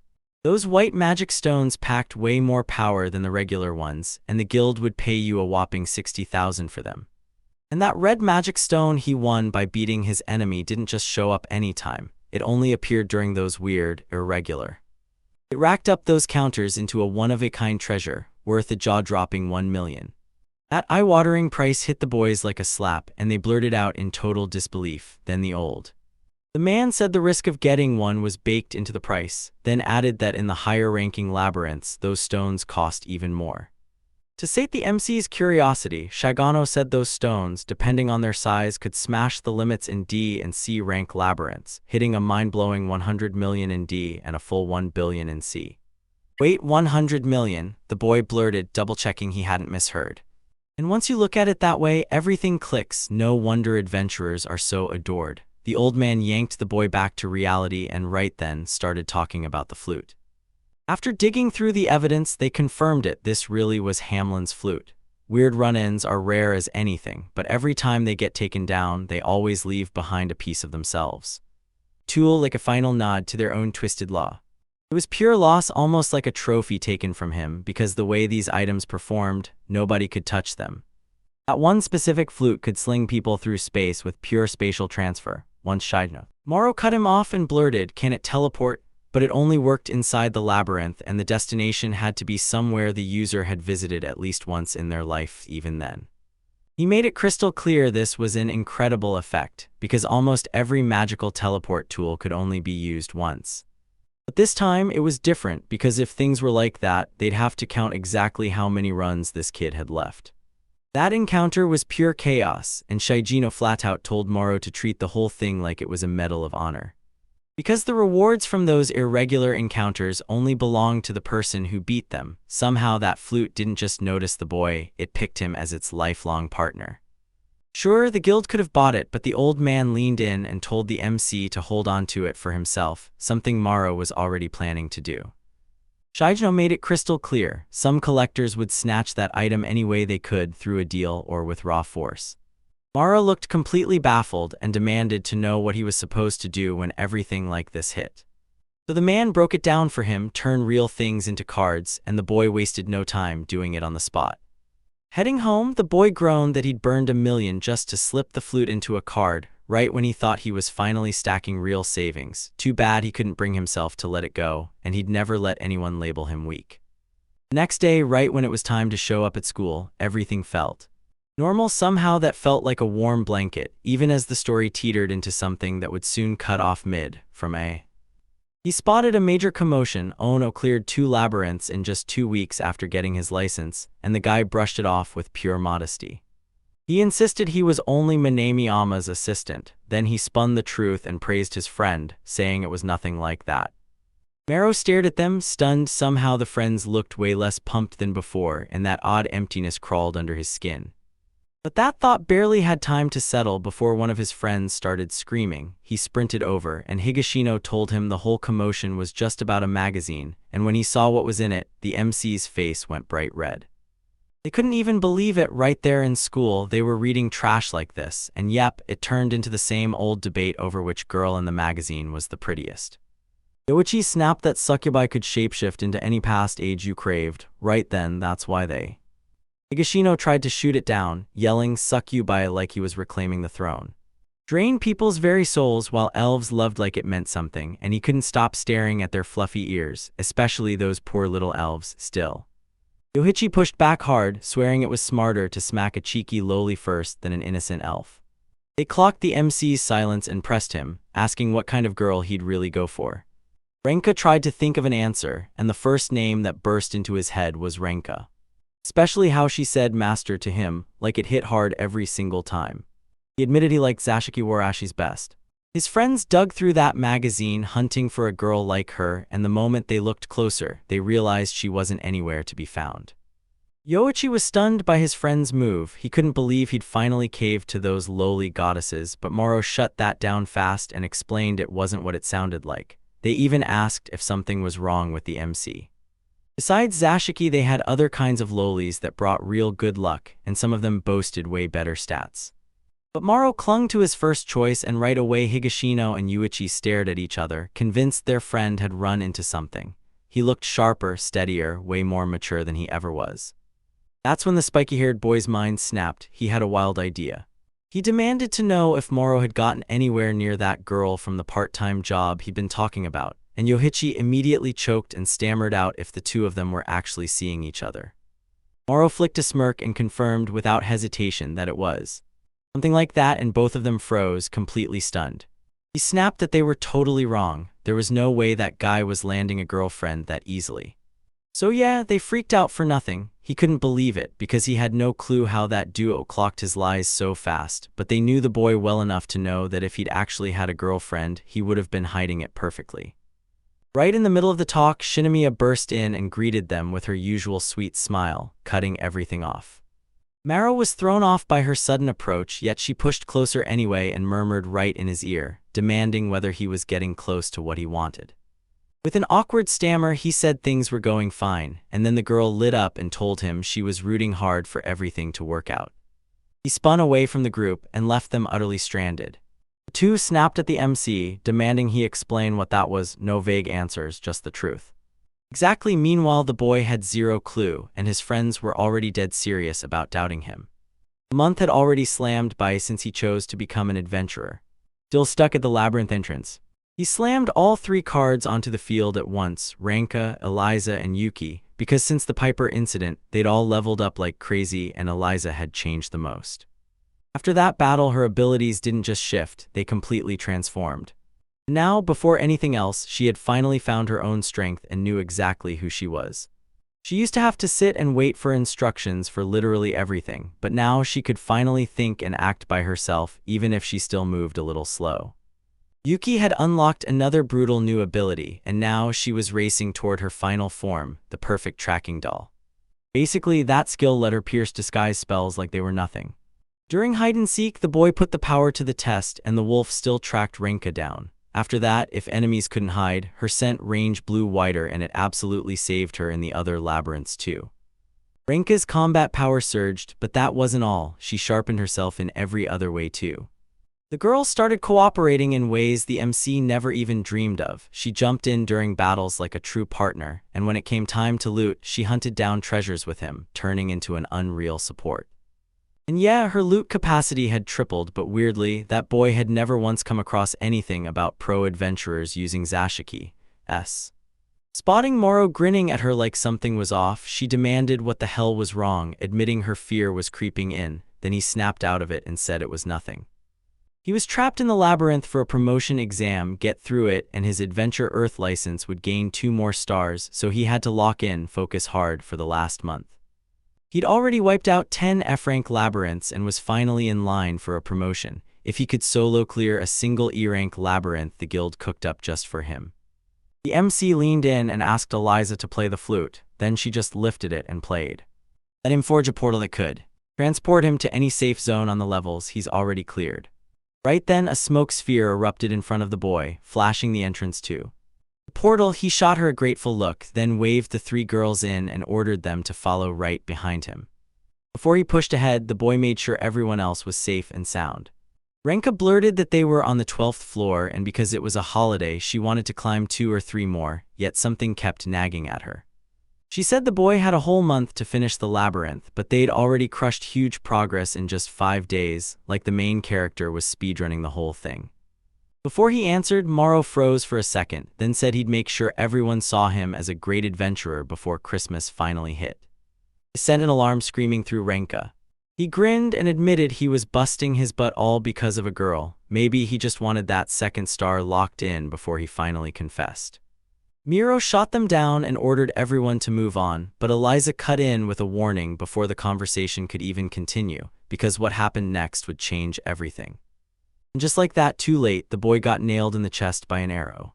He yanked the object out of his chest in a hurry, muttering that it was way too dangerous. One of those cards warned him to stay sharp, because if he got hit, the damage would get passed to them. But he'd been so locked down in his vest, protected from the arrow's strike, and he couldn't stop thinking about how this trap was totally different from the ones he'd seen back at the F-rank level. Turns out those didn't have any deadly traps, so clearing them was easy. Then the E-rank ones hit different, and we had them done in just 1 day.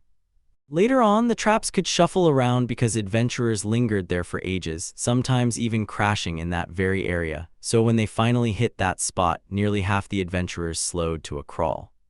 One group pushed even harder while the other half threw in the towel when they couldn't snag their 2nd star, but once you hit that 3-star rank, the whole adventure lit up and you finally felt what life on the road really costs. A sudden yank snapped the boy out of his daydreams, and Renka leaned in, telling. Even if it stung, he needed to pull himself together, because it was only an arrow and they were right there to guard him. Her words threw him into a total spiral. He hadn't even been thinking about the trap. But it felt damn good to finally be cared for by that girl for a change, so. The crew finally kicked off their journey to the next level, charging ahead with pure momentum. As they pushed forward, the girl cut through the enemies with ease, and Eliza snatched up the goods from the nearby chest. Then something felt horribly off. No stairs led to the next level, so Yuki's mind screamed, "Are we lost?" And Maro shut that fear down fast, saying, "No, we're not." Because he'd been charting the whole place on his phone with an app and staring at the screen, too. Every angle of the map was packed solid, but no matter how he stared, he couldn't figure out where the stairs were supposed to be. Even with the data shoved in by hand, he refused to believe he messed up earlier, so he started thinking there was a secret route or a maze of corridors that made one level suddenly split into a bunch of mini-levels. Renka said, "For now, stick to this floor and scour every corner, and if that fails, you hit the same routine again on the level above, then the one before that until it works." To her, this wasn't the end of the world at all. There was still tons of time before Christmas, and the boy agreed. So the crew hustled back to the start of the floor, ready to dive back in and explore all over again. But they pushed forward like it was smooth sailing, with barely a single problem to slow them down. Laying monsters, and somehow it all led to tore through Eliza's stomach as it always does. While Moro caught his breath in the safe zone, he muttered that the stairs couldn't be real, because they'd already scoured half the floor again. And Renka grinned, saying the enemies were the same, because leveling up couldn't hurt. Still, she couldn't deny it. This conversation was starting to drag, and Maro leaned in asking what she'd rather talk about, so the girl went quiet and thought hard for a moment. He paused, then leaned in and demanded to know how he'd picked the names for those 3 cards. He begged her to hold back her laughter, then kicked things off by explaining everything, starting with Eliza. She was named after a heroine from a movie, and the whole story traces back to a Greek myth where a doll somehow becomes human, even though the original tale never gave her a name, so the MC grabbed the movie's name for her. Yuuki, he spelled it out in Japanese syllables on purpose, packing it with meanings like brave, sweet, and full of hope, and that name became the one place where everything he wanted to be finally clicked.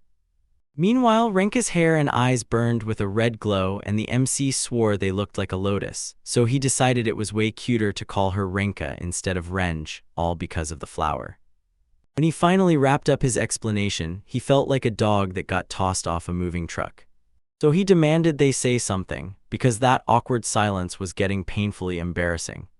Before his eyes, the cards even seemed a little awkward, especially Renka. He noticed right away and told her to stop blushing since she was the one who asked, but Renka shot that down and insisted she wasn't blushing. They called him an idiot, then shoved everyone to the finish of break and snapped things back into gear so they could keep exploring. Yuki got shoved right ahead, and the boy just stared on with a smug, satisfied grin. When they picked the search back up, Moro suddenly spotted something that didn't look right. The eerie glow of a tiny nymph appeared, who absolutely hadn't been there before.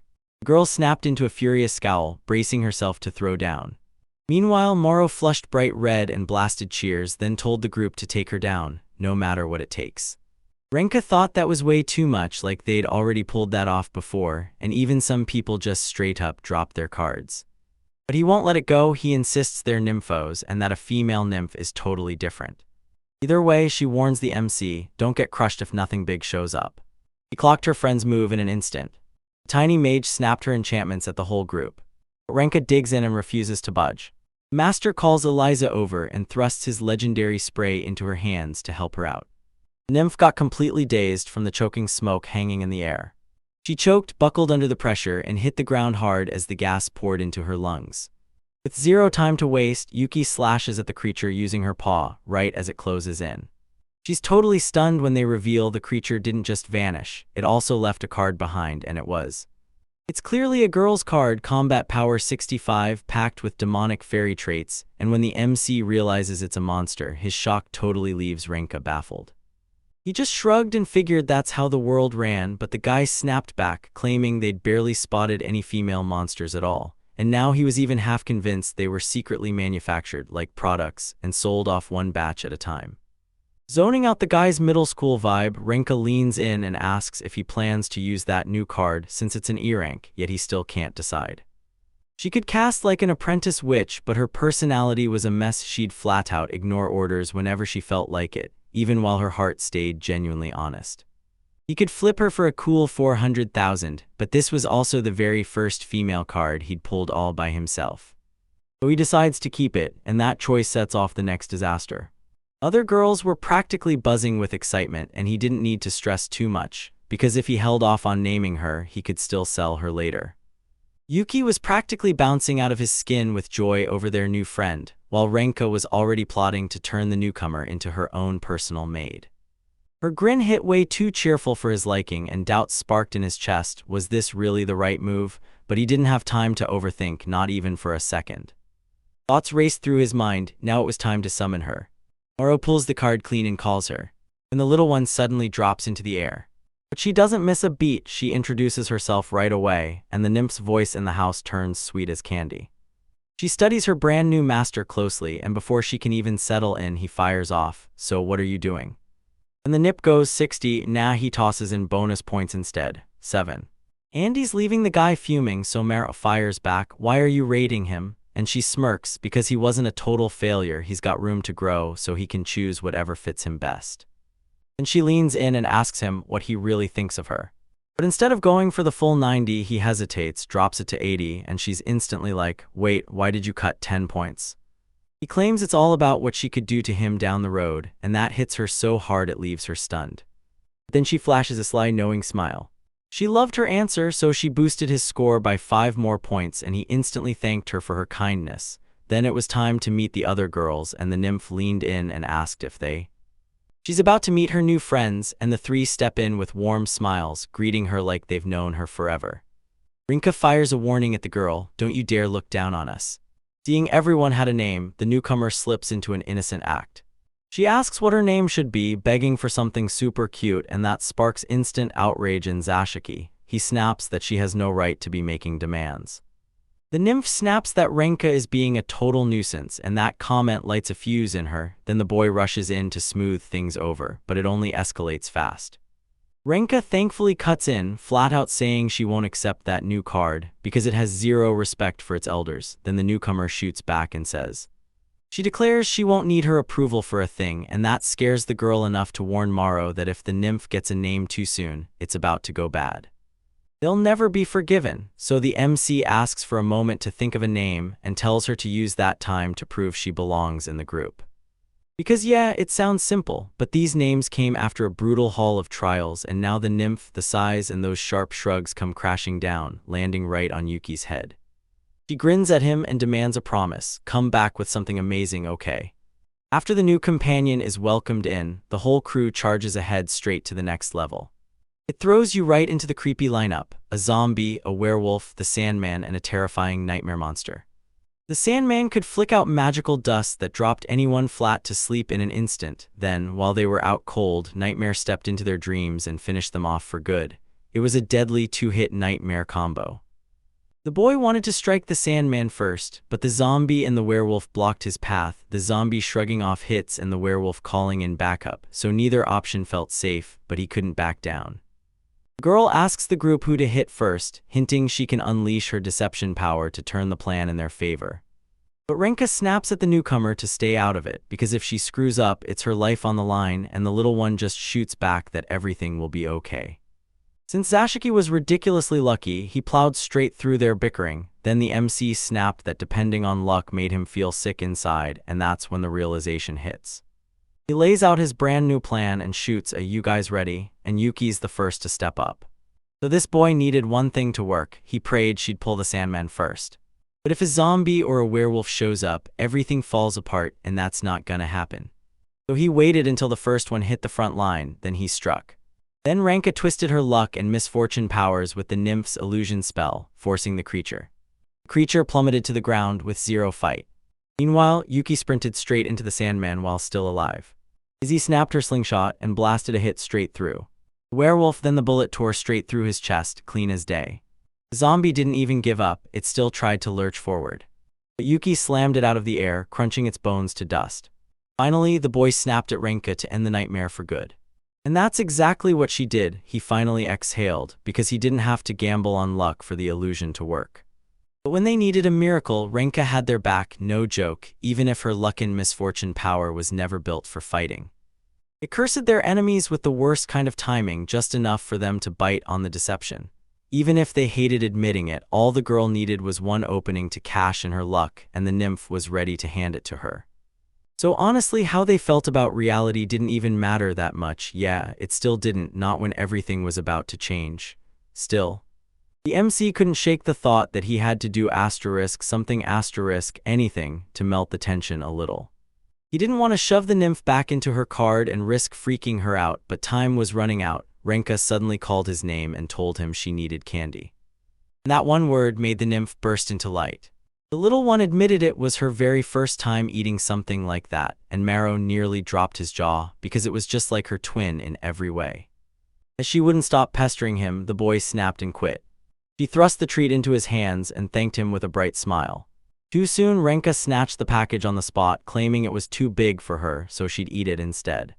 She stumbled away, utterly stunned.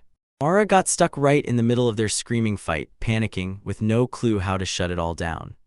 Meanwhile, the red-haired girl snapped back and hurled it straight into the other girl's face, bragging that she only survived the fight because of her powers, because without them, she couldn't even hurt a fly herself. So what did that mean for the brand new group member? Yuki was done, tension snapping into pure rage as she shouted, "Stop the bickering already." She snapped back that since Renka kicked it off, she's the one who has to hand the candy back, and the MC jumped in too, offering his own share if she felt it wasn't enough, though the real problem wasn't the candy at all. Renka didn't explain a single thing, she just told them to drop it, said she was only messing around, and then shoved the package into her master's hands. And right away he shoved it into the nymph's hands, telling her she could savor her treat, but her face flipped instantly, pure disinterest, and then the little one blurted that she didn't want it anymore. Moro leaned in and offered me another sweet chocolate, right off his own word. The food slipped right into the girl's hands and she took the box even while she looked like she didn't want to. One of the cards offered to pop the treat open for her and she muttered her thanks. Right then, Marrow shouted for Renka. And he asked what the heck was really going on, why she was acting like that. Honestly, he said he didn't understand half of what monsters were, but Renka slammed right over him and cut him off. Sains realized she'd pushed it too far, but her feet wouldn't stop, because at that exact moment, she was acting just like the day they first met. The hero finally got it, she just wanted to play a little, but not everyone seemed to understand the vibe. But when she tried to calm him down, the girl told him, "Don't sweat it, I'll cooperate in any battle," and the nymph feels the same. Then she added, once she gets the chance, she'll apologize, and that promise finally soothed the MC, and with the chat finally over, Yuki marched straight up to Maro. Praising Renka for how he handled everything, she told him the truth. Renka's nymph wasn't bothered at all by fighting alongside him, and that finally eased the weight off his chest. He seized the moment to thank his friend and apologized for dragging her into a chat with the newcomer, because they just needed a little time to get everything figured out. There they stood, both of them dodging eye contact like it was a bomb about to go off. Moro couldn't help it, he found it brutally exhausting, but they had zero time to waste, so they surged ahead through the level. The newcomer jabbed a finger at one of the walls and demanded, "Doesn't this look weird to you?" She couldn't even say why, but deep down, something felt horribly wrong. Renka didn't just stare, she decided to take a closer look right then. Look, she noticed it too, and then she unleashed her power. Hours to aim at the wall, and just when everyone thought it would fail, it shocked them all. Fake wall slammed down across the entrance, trapping everyone outside the next room. The girl gasped, "I never thought a monster could be hiding right behind a corridor." All our crew cheered on the unbeatable bond between those two friends. As they pushed on, bam, an oncoming car slammed into them right in their faces. Moro barked at the girls to grab it before it slipped away, while the tiny creature darted into a blur. Panic hit, but the nymph slammed the brakes on it, refusing to let it slip away with her illusion magic. Make the little creature stumble. It screeched as it crashed down, and Renka lunged to finish it, until the MC snapped, "Hold on just a moment." He asked if the nymph could finish the job, and that question instantly caught the newcomer off guard. She pressed him on it, and he laid it all out again, same reason he'd already told her before. That monster, it was a carbuncle rare as hell, found only in E-rank or higher labyrinths, bursting onto the scene so fast you could barely land a hit, and that's exactly why wiping one out gave you a serious power boost. Sure, Renka could have just blasted it for speed, but she knew powering the nymph mattered more, so she told her to go for it. When the little one tried to push back on that choice, Renka snapped back that she was the one who'd found the carbuncle in the first place. And something so small like that little reward shouldn't have sparked this much drama between them, but her kindness hit her like a spark, and the nymph smiled as she took the offer. All right, now it was time to wrap this up, so she did. Ignited a massive explosion that sent everything crashing down and left no doubt. Inside a surprisingly fancy treasure chest, Renka immediately blurted, "Is this always how it is?" and the MC explained that the golden chest right in front of them only shows up after you smash a car bunker. He leaned in and told Eliza to rip it open right now. And that set his whole body buzzing with excitement. Behind his ribs, a massive orb pulsed like it was alive. It was a skill orb, and it lit up the boy's face so hard he grinned from ear to ear and celebrated like he just won everything. With one look at its color, you could tell what kind of skill orb it was. This one was blue, so it carried magical power, which meant Ranka, or the Nymph at most, was the perfect choice to use it. A brand new kid marched up to the master and demanded to know what he was stalling for, pushing him to use the orb on the girl, leaving Maro totally lost. Then she hurried to say, "No, you don't use it on me," and the silence suddenly made everything feel painfully awkward. So the MC shoved the orb into Zashiki's hands, and the second she took it, a blush exploded across her face. She snapped the blue orb's power to life and demanded to know exactly what it had granted her. No one saw it coming. She somehow snagged an entire element. Status magic effect hit, and that meant now she could finally take control as the Nymph's master, and she went for it, praying her luck held with her new master, right as the little one screamed at her to stop. While they were bickering, Maro leaned in and scrutinized both cards like every detail might matter. Now that the two of them were tied together, it was smarter to keep that newcomer off the market. With the monster gone, the team slipped deeper into the hidden passage and kept moving like their lives depended on it. Maro grumbled about the heat crawling through the lower level, then turned around and praised the Nymph for her relentless hard work, which made the little one swell with pride. Meanwhile, she kept moving with them, and after what felt like forever, they finally spotted the stairs. Just as they crashed all the way to the bottom, the protagonist froze, fully caught off guard. A brutal stench slammed into his nose from a stagnant river that was absolutely foul. That was a bad sign. He whipped around to check the staircase entrance was still there. For one shaky second, he feared they'd just stumbled into something off-script, like a weird, irregular meeting, but turns out his worries were all for nothing. Yuki. Stepping up to him, she warned that every hallway on that level tilted straight downhill. Beyond them, all that stretched out was endless water. That had to be where the horrific stench was coming from. If someone had tampered with that place, then yeah, that meant this was the last floor. But that's when they finally faced the labyrinth boss. Before long, Yuki snapped back, calling her master again and urging him to climb onto her back, while the MC hesitated like he wasn't sure he could trust it. Because it could erupt into a full-on brawl any second, yet the wolf girl promised him everything would be okay until in the water he'd be slowed to a crawl, so he swallowed his doubts and decided to go along with it. As they pushed onward, Maro snapped at everyone to stay sharp because if an enemy popped up, they needed to be ready.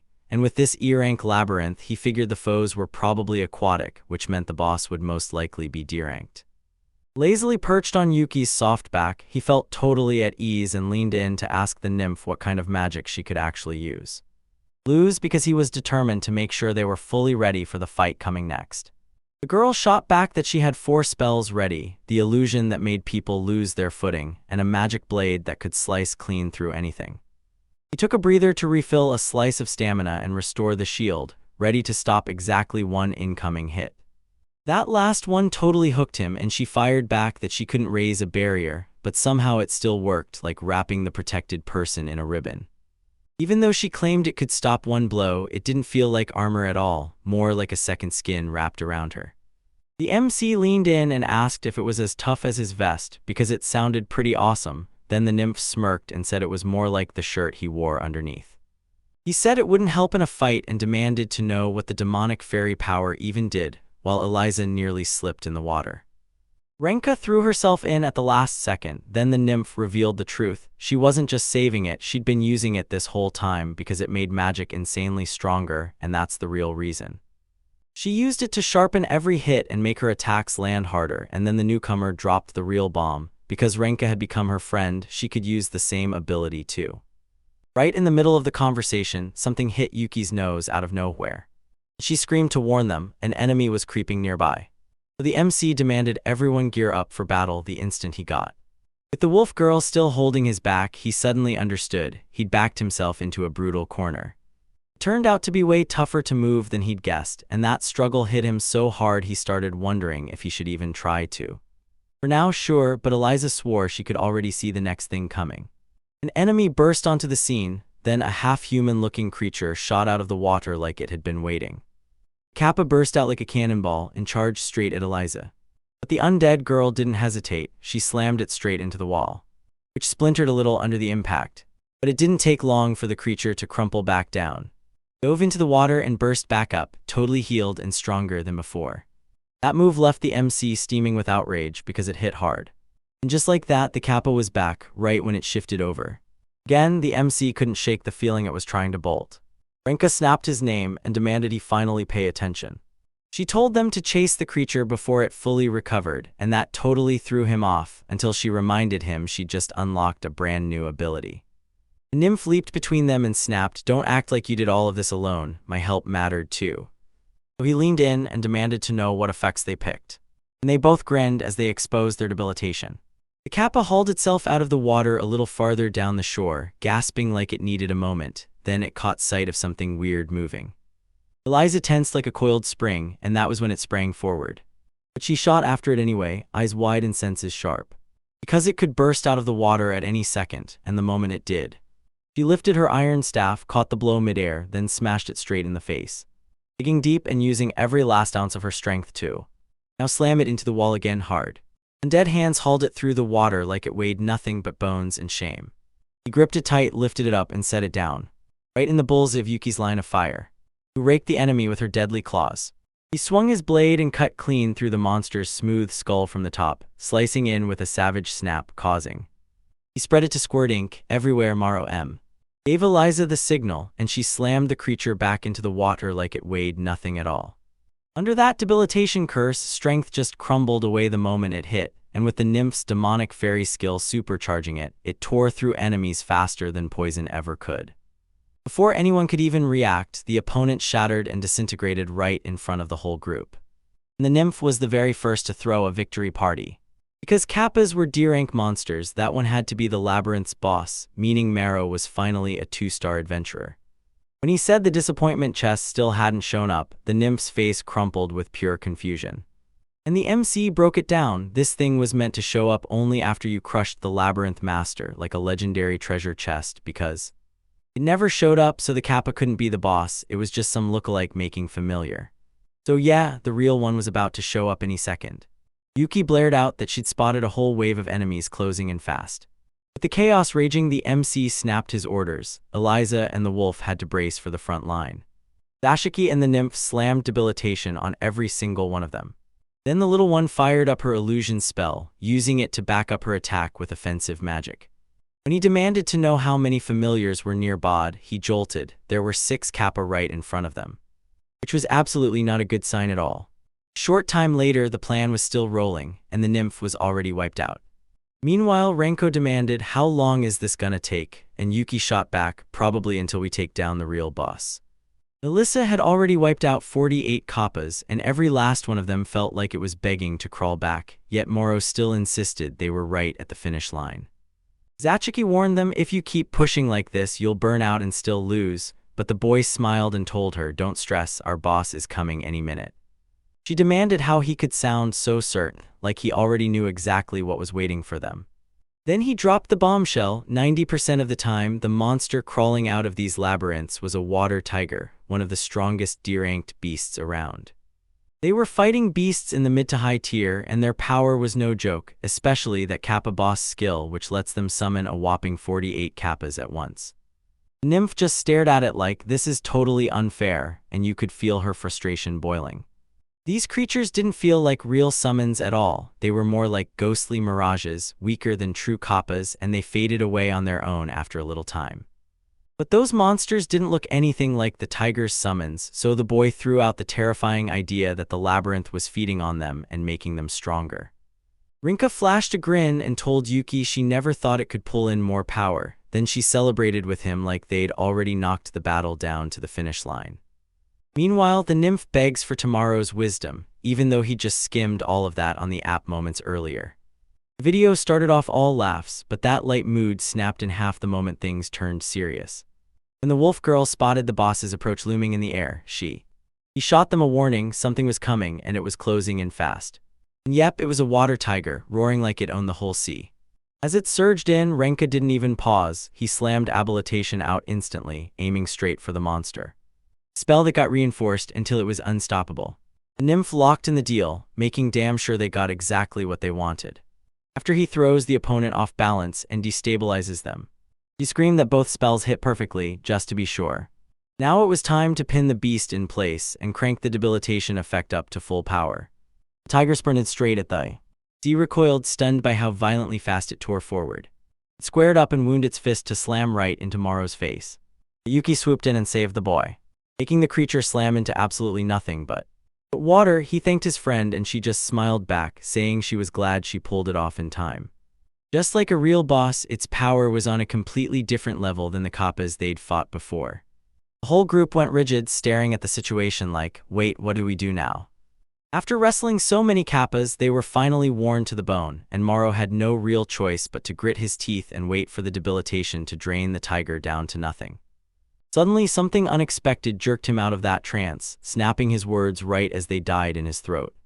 Thought Eliza was already slipping in behind the boss, getting ready to strike the moment the opening hit. He sprang up and climbed right onto its shoulders. The undead girl started smashing its head again and again. The monster blasted out a torrent of fluid while the girl clawed at it, refusing to back off. From far away, the MC screamed for her to cling on and never let go, no matter what chaos hit next. Until the creature lifted its arm and prepared to smash its claws into Alyssa. But Renka shot forward even faster, roaring that it should not even think about it. Then she unleashed her magic and blasted its arm to pieces. Still, she didn't get the exact outcome she'd been praying for. Clearly, she was fighting to make it work, and disappointment flickered on her face. She'd thought she'd tear the entire arm off in one shot.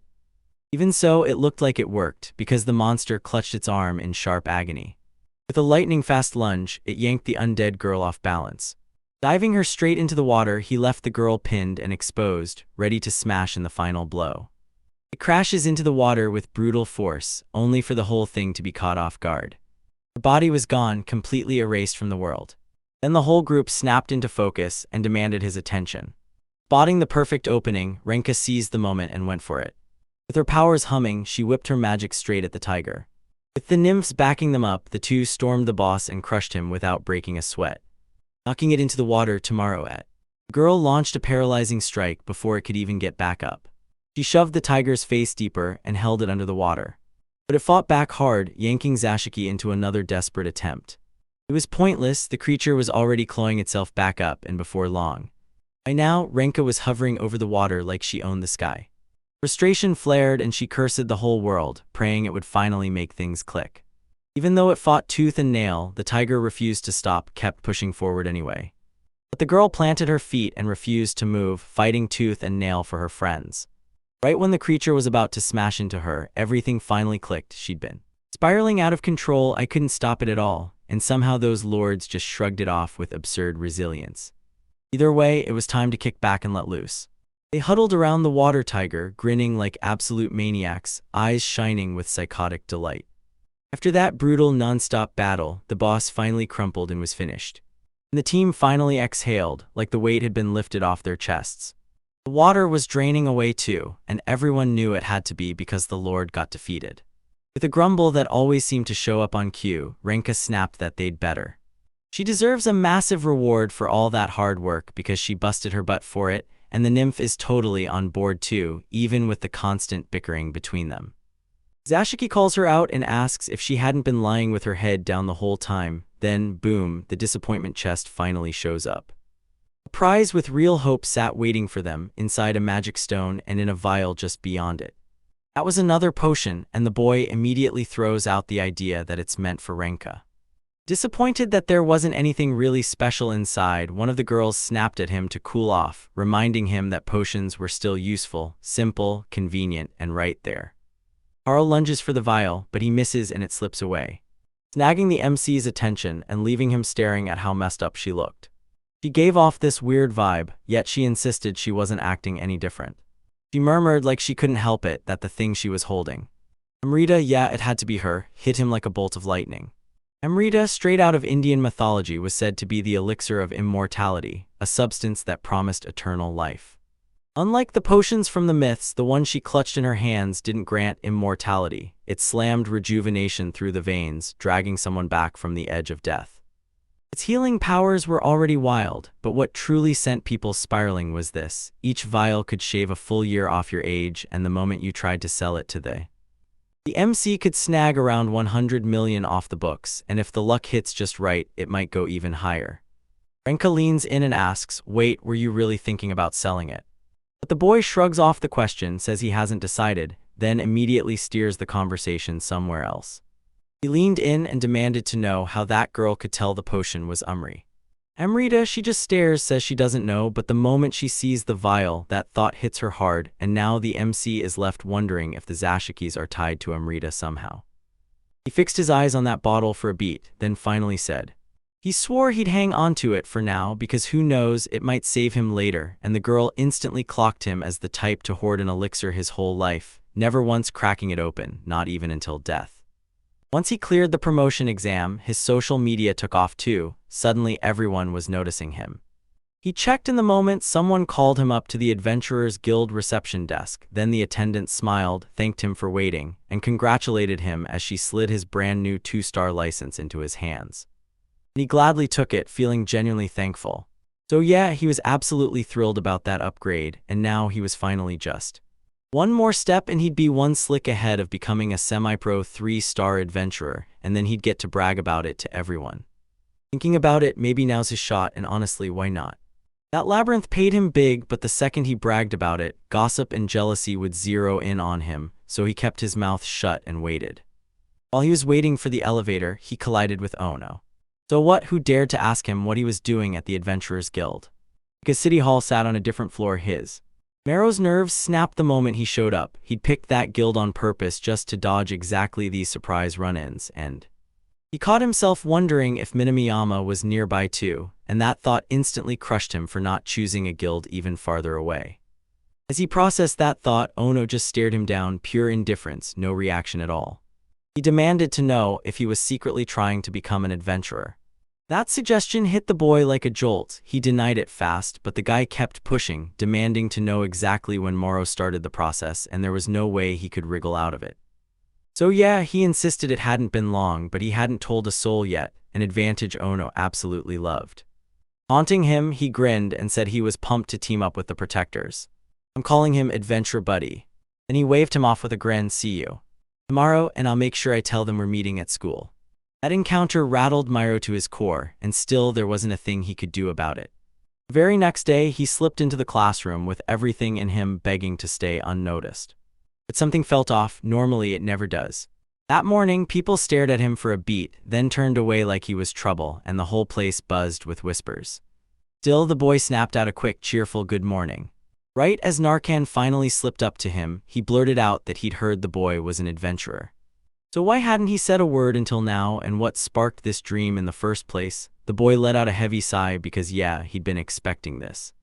It looked like everyone had his secret on the tip of their tongues now, so there's no doubt Anna was the one who spilled that rumor. Being an adventurer could climb someone straight to the top of the school's social ladder, but when there were already 2 powerhouses in that same class, it hit different, especially for him. They'd basically painted him as too timid to even admit it, so Narakin wouldn't stop poking him, grilling him about whether the MC was trying to play it cool like Ono or Minamiyama, since that's exactly how it looked. Because he'd been hiding it this whole time, the blonde probably wrote Moro off as a total 1-star joke, and when he saw the boys shut up, he kept that story rolling. Before Moro could even speak, he shot the question straight at him. Was he really standing right there in front of him? He reached out to snatch his cards and take a hard look at the mess, like, okay, what is going on here? Usually the moment hit and his heart sprinted while his legs shook, but this time fear didn't get a grip on him. So he snapped his palm across the jerk's hand right in front of everyone. And it hit him out of nowhere, and he couldn't believe what he was seeing. And the guy finally snapped and said something. Our boy shot back, do you think we're friends or what? Making it painfully clear, he never liked that sour blonde and pushed him aside and snapped, don't you dare act like we're friends. He shouted over to a classmate, demanding who started that rumor about him being an adventurer, and Koga said Ono had mentioned he should show up early that day. With it confirmed, the boy stormed right up to the gossip source and demanded to know what was really going on. Wondering if he'd done something to him, or Or what, he apologized on the spot, swearing he never thought it would blow up like this, and honestly, he got so hyped about the news that he just couldn't help himself. I know you didn't do it on purpose, but when someone's hiding something, it's never for no reason, so if you go spilling a secret like that, you're not exactly going to make yourself look good, Maro snapped. Ono shot back with an apology, swearing there'd be no more surprises like that from now on.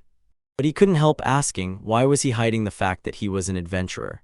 No matter how you looked at it, there was zero reason for it. Maro boiled with rage because that guy kept poking him with questions like that. Honestly, he never planned to hide his adventurer status forever, he just couldn't spot the perfect moment to say it. Maro clocked it and shot back the same way, and honestly, being a newbie adventurer is straight up embarrassing. He blurted that out and caught Ono completely off guard, so Ono snapped, "What do you mean?" because it sounded like he was mocking him. After all, he and Minamiyama were rookies too, so why did Maro act like they were idiots? That brutal twist of his own words set Maro off. He had no choice but to swallow the pride and apologize for the whole misunderstanding, and then Ono leaned in and demanded to know exactly what he meant. The MC awkwardly blurted that he wanted to become a pro, and that's exactly why it stung so much that he was still a total beginner. And when that truth hit, it stunned every single person in the room. Yeah, sure, this was a straight-up lie because he could rake in enough cash just by staying stuck at 2 stars forever. Going pro wasn't even the point, he just needed a rock-solid excuse, and Ono said it straight up. That was a damn good goal. Then he asked if they hadn't all started about the same time, and Maro nodded, confirming it, so he pressed again, asking if it wasn't way too early to think that way since Maro probably wasn't even a 2-star adventurer yet. Maro snapped, "I'm wrong," because deep down he already knew he was. Once again, the whole room froze, staring in straight-up disbelief. Someone cut in mid-convo and barked at the MC to stop lying, right there, no hesitation. Minamiyama was absolutely furious. Ono lunged to cut him off, but the guy barreled past him and roared, demanding Maro prove his license, because there was no way he was just a 2-star adventurer. And the MC did it instantly, while the expressions on both their faces were pure gold. He didn't just talk, he was truly a 2-star adventurer, and he'd even survived an irregular encounter. With every doubt crushed, our guy finally grabbed the moment and asked, "So, are you satisfied now?" While the two stood there staring at him, humiliation crashing over him like a wave. Oh no, he's about to hand it straight to the doctor. Handed the document right back and flashed a real compliment, praising him for his skills like he'd just earned it. He blurted that he was jealous, and it left the MC totally thrown for a loop. Then he broke it down. If Maro hit 2 stars that fast, he had to be holding some serious power, so yeah, it sounds like it's pretty great to have parents who can hand you a card. With that kind of help, he had to pay for his own cards using cash from his part-time job, and they were all pretty weak, so he leaned in and asked if he could finally take a look at the cards Maro had. Yeah, that was definitely the kind of warning that screams trouble. If he spotted those cards, doubt would instantly flood his mind. They earned those fairly, so if Renka's the only one you're buying, you're looking at more than 10 million just for her in the store, and trust me, a brand new adventurer can't just get that kind of deal. So everyone would just assume his parents were loaded and bankroll him on their own. Nobody would have believed him if he told them he just stumbled on Zashiki by pure luck in some random pile, so Ono immediately snapped, "What's wrong?" He was utterly doomed, there was no way out of this mess. Then Shinomiya finally spoke up, dropping that Moroki had worked a part-time job too, just to stack up money. Her friend jumped in, reminding her how she saw him. Back in the market last year, the guy was soaked in sweat, and the blonde swore he never even took one day off. Even when the doors were about to shut, Maro was still there. She thought she was just helping at home until she finally got it. All of it was done to push his dreams forward. With a warm, friendly vibe, Ono muttered that those 2 girls clearly knew way too much about the guy. Teasing that one of them could be going out with the adventurer, somebody's hiding a secret crush, and it might be real, but... Shinopia shut him down on the spot. He frowned hard and snapped that kind of joke was awful, making him choke on his own words, and she even. He got called out hard. Was he really the one blowing his parents' money just to hang with friends after school? He shot back that he worked during holidays and school breaks, but the girl didn't buy it. She told him to stop humiliating the kids who actually bust their backs off. Because his attitude was so obnoxious it made my skin crawl. That one comment ripped through the room and left the whole class dead silent. Ono dropped his head and admitted he'd completely lost his tact in the heat of the argument, then apologized to Maro for everything he'd said. Switching gears, he leaned in and asked the boy straight up if he planned to enter the tournament. But our boy had zero clue there even was a tournament, so Ono told everyone a student tournament would kick off near Christmas and it would be broadcast on TV. Basically, that's the scoop. Students got shoved into two buckets, university kids on one side and school kids on the other. Registration starts a full week before the event, and it'll hit like a Christmas special right on screen. And get this, the prize was a C-rank vampire card, no less. Ono straight up confirmed the boy would be coming in, so if he wanted to go pro, he'd better be chasing a card that's already on that level. Moro didn't really have a real no option, so he straight up declared he'd be in. And the classmate erupted in cheers, claiming everyone would be rooting for him on Christmas, while Moro knew it was all just pretend. This right here was his once-in-a-lifetime shot. Because most tournaments were reserved for 3-star adventurers or anyone stronger. If he pulled it off, there'd be nothing stopping him from chasing any goal he wanted. Later, when he finally caught up with Renka, he started whining up a storm about how brutally his classmates treated him. He flung himself into her lap, ready to unload all his complaints, then stopped like the moment finally hit him. Not. Every patient she questioned about what happened this time, and the boy quickly broke it down for her, right by the end, she finally grasped what he'd been trying to tell her all along. The reason he steps into that tournament. That hit him like the truth. He was an absolute idiot, and it made everything feel even more pathetic because he had no idea what to do next. Sign, she said, there's no other option, none. Except to use Zashiki's straw doll. He started chanting a spell, booming it out like a promise, saying that from this moment, that classmate.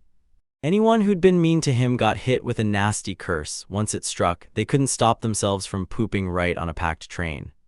He couldn't tell if she was messing with him, because a card couldn't possibly do anything to people beyond the labyrinth. The MC shut the joke down and claimed that if he stepped into the tournament, he'd have to take the title. Then Renka shot back, asking why he couldn't just refuse to join.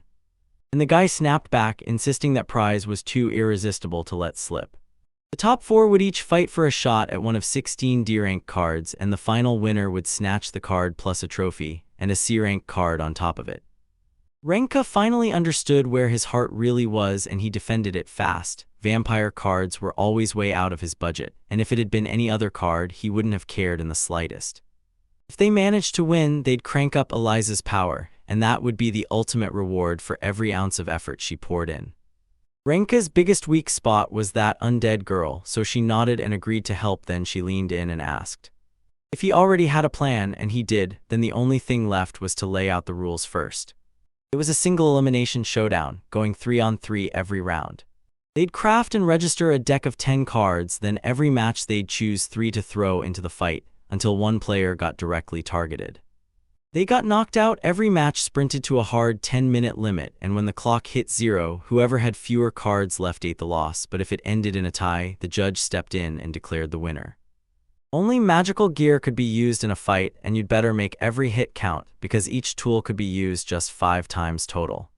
That's how the tournaments were built, and Moro straight up told Renka the real secret to winning: keep your cards alive and unbroken all the way to the final showdown, and Renka couldn't help noticing that picking the right cards mattered just as much. Because the big 3 were already set, Eliza and Yuki included, now it was time to pick the other 7. Hearing that, the nymph blew up and shouted that he'd left her out after everything she'd done. He leaned in and told her to stop worrying, he'd train her, but deep down his real panic was worse, powering up 10 cards with just 20 days left before the tournament. He'd push those 3 to the brink, clearing labyrinths after labyrinths, all while raking in cash from every reward. And he'd slam that cash into a D-rank card that could level up his NIPS rank. Then, finally, he'd pack the rest of the deck with E-ranked cards that came with some kind of special ability, straight up the kind of plan that actually sounded believable. Renka stares at the plan one last time before the comments roll in. Scene, she snaps that if they sold the Umbrita, they'd wipe out every cost with 0 hassle. But the boy clutched the potion for dear life, because even if it was just a tournament, one tiny slip could still spell disaster and lose one of the girls. And yeah, Amrita could fetch around 100 million, which was totally more than enough to bring every last one of them back if things ever went south. Renka pauses mid-thought, admits she never even considered it, and says she's got 0 objections. Mero wanted the teams to conquer 10 ranked labyrinths, and he sounded dead sure they'd pull it off thanks to Hamelин's flute. For the next few days, they tore into the labyrinth, hunting every twist and turn like it owed them answers. Somehow they pushed through it, clearing the way only after massive struggle. At school, everyone's acting like they're ready for something big. The MC finally gets treated a lot more kindly. That set Minamiyama off the rails with rage, but Moro didn't even notice for a second. With his hands full delivering that letter, he had no time to spare, because once it was in motion, everything else had to wait. Promise the nymph after all that sweat the little. What a shock then she already took it. Beams as she gushes her gratitude and thanks him for it. He finally grasps the whole truth and accepts it all. Body shines, marking her transformation, the GR.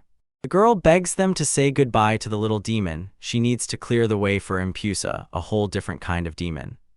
She bulked up and suddenly felt even cuter, then turned to Moro and asked what he thought of her new look. She thanks him but then leans in and says, "There's still one thing I haven't named yet, and it's the one I want." Moro had already seen this coming, so he showed up ready, because she was the team's lifeline, and it was way past time she finally earned a name. The mayor's gonna make it happen once you hear this. The little one starts crying, and it rips Moro's heart apart. Now he's desperate. He tells her it means nightmare, but if she hates the idea, she can pick something else. Right then, the girl cuts him off. She apologized and admitted she was blindsided, so that's why the tears came, and honestly, she really thought no one would ever give her a name. And when that confession hits, it leaves our boy completely stunned. Mayor says she'll give it everything she's got to prove that winning that title wasn't just luck, it was worth it. He knew he could trust her with anything, and that thought lit up the boy's face as he grinned and admitted he was seriously pumped to work with her. On tournament day, the boy showed up at the arena way too early, like he couldn't wait for the chaos to begin. At last, the moment everyone waited for was here. The main event was finally about to kick off, and everyone there looked oddly on edge, and that clue made him wonder if more contestants were hiding in the crowd, and honestly, it was a relief to realize that that kind of nervousness was normal. But then, something else grabbed his attention instantly. A girl and a guy light up the whole crowd like they own the stage.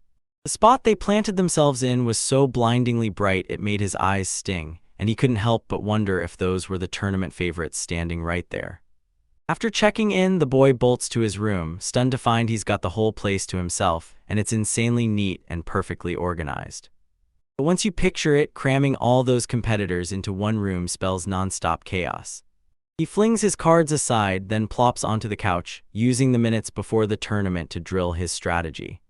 First, Eliza, her skills supercharge the labyrinth runs, turning every exploration into a lightning-fast mission. With Protection's skill on her side, she'd steamroll to the top and take the lead in every match. And that's why the girl guarding him mattered so much. When those direct hits landed, it meant instant defeat. Among the labyrinth's wreckage, the two cards that snapped his attention hardest were Sandman and Nightmare. While Sandman smothered his foes in dream sand to knock them out cold, Nightmare sent out dream messengers that drained their health to the bone. Their powers were so absurdly strong that no opponent stood a chance. Everything was going to be all right. He kept grinding through even more simulation rounds. Then the phone rang and he was told, "Get ready now." His opponent would finally blast onto the room's TV for everyone to see. The moment he laid eyes on it, he couldn't believe what he was seeing, straight up absurd. At last, the moment to step into the arena arrived, and they introduced him as a school kid with 2 blazing stars. And he still carved out a win, even when fate threw an irregular mess at him. But his opponent wasn't some random outsider, he was a fellow student from the very same school. Minamiyama was about to be his very first enemy. The governor carved out the monster Coliseum because he needed the Tokyo Dome for something bigger. Home turned into a maze built for something useful, and it exploded in success because for the first time, monsters that people only heard about were finally visible in real life to everyday citizens. And just like that, the world turned these battles into TV hits, plus it spawned a whole new kind of adventurer, the gladiator. And just like that, monster coliseums exploded across the world like an international craze. The match's commentator made it sound like our boy and Minamiyama were best friends who'd been tight for years. But Mara couldn't stop wondering why that guy was even there at all, because he'd never shown an ounce of interest before. Suddenly, the announcer drops the bombshell. Shijinu, the special guest who registered both students with the guild, leaving the MC completely stunned. Another guy who had zero clue why he was even there in the first place. The interviewer leans in and demands his take on both of them. He fires back that Maro's a gambler, while his classmate looks like the type who plans every move. Curious, the man presses, so what does it mean to be a gambler? And the older guy admits he can't spill too many details, but then drops the truth. He truly believes Maro is the kind of man who will bet everything to chase his dreams. He was the kind of person you couldn't ignore, because one slip and he'd lose everything, or boom, he'd pull off something incredible out of nowhere. Back on the broadcast, the announcer cut in. Minami Yama was a one-star adventurer with 6 months under his belt, while the MC had already racked up 2 stars in just 2 months. And the wild part, the boy didn't even get a chance to. Before his classmate could even finish calling his name, the freckled guy jumped in with a bold proposal, so what he just achieved wasn't going unanswered. If he loses this round, he needs to quit adventuring, period. But there was no way it was going to happen, no way. Still, his opponent wouldn't back down and insisted anyway. But our boy refuses to fold, even when the pressure starts crushing him. The match was seconds from kicking off, and his patience was already completely gone. So he came out and said, "If I'm not making that promise, then Moro will never get to call himself that again." Again, after all that waiting, the match gets announced at last, and both call out their monsters at the exact same moment. At that time, Moro had picked the undead girl Sandman, and the third monster looked like it was wearing a disguise skill. Minamiyama picked an orc and snatched up 2 werewolves for the lineup, then went in with a summoning strategy that screamed, "This is about to get brutal." Since his cards could call out monsters just like them, only weaker, he'd still drown the match in sheer numbers until his opponents got overwhelmed. Now Maro had just 2 plays: drag the fight on until the summoning power hit its ceiling, or slam it to the finish fast before he wrecked his own monsters from the strain. So yeah, it's the second option, no hesitation, so he calls for Sandman. Minamiyama barks orders at his monsters, then they kick off the summoning. Before they even get the chance to move, Superman knocks both werewolves out cold, but the spell hits, but the orc doesn't even flinch. He calls in a weaker orc to step into the fight. The announcer jokes that one hard slap would wake the werewolves up in seconds. When I ask what the freckled guy plans to do, he smirks and then commands his beasts to carry it out. But Eliza snaps into motion, lunging hard toward the smaller orc. Smashing straight into it with effortless force, he drove it back with one clean kick. Eric sends the beast crashing into unconsciousness, totally stunned by what just happened. Minamihama the Lord. An orc lunges at her with a swing, then misses completely. While the announcer is singing praises for the undead girl's training, he admits low-level undead are brutally tough to shape, so Maro's work clearly isn't just good, it's amazing.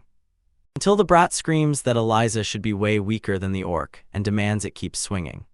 As the monster keeps lunging toward the undead, the interviewer grabs Shajino's attention and asks if that orc was stronger than Eliza, right in the middle of it with the old. Batman makes it crystal clear, especially with its base power on full display, so even a perfectly trained undead might still fall short, and luckily. Minamiyama got rattled by the tiny orc's shock defeat, but Moro already knew this fight wouldn't drag on much longer, especially not if Eliza goes down. Even Sandman couldn't flip the script and save that situation. If he really wanted the win, then it was crunch time. The MC had to make his move. So he barks the order, and the undead girl obeys. As the orc braces for its next brutal strike, it gets blindsided by a non-stop barrage of. The girl pulled off jaw-dropping acrobatic moves. Then he drove in a pinpoint kick straight into its shoulder.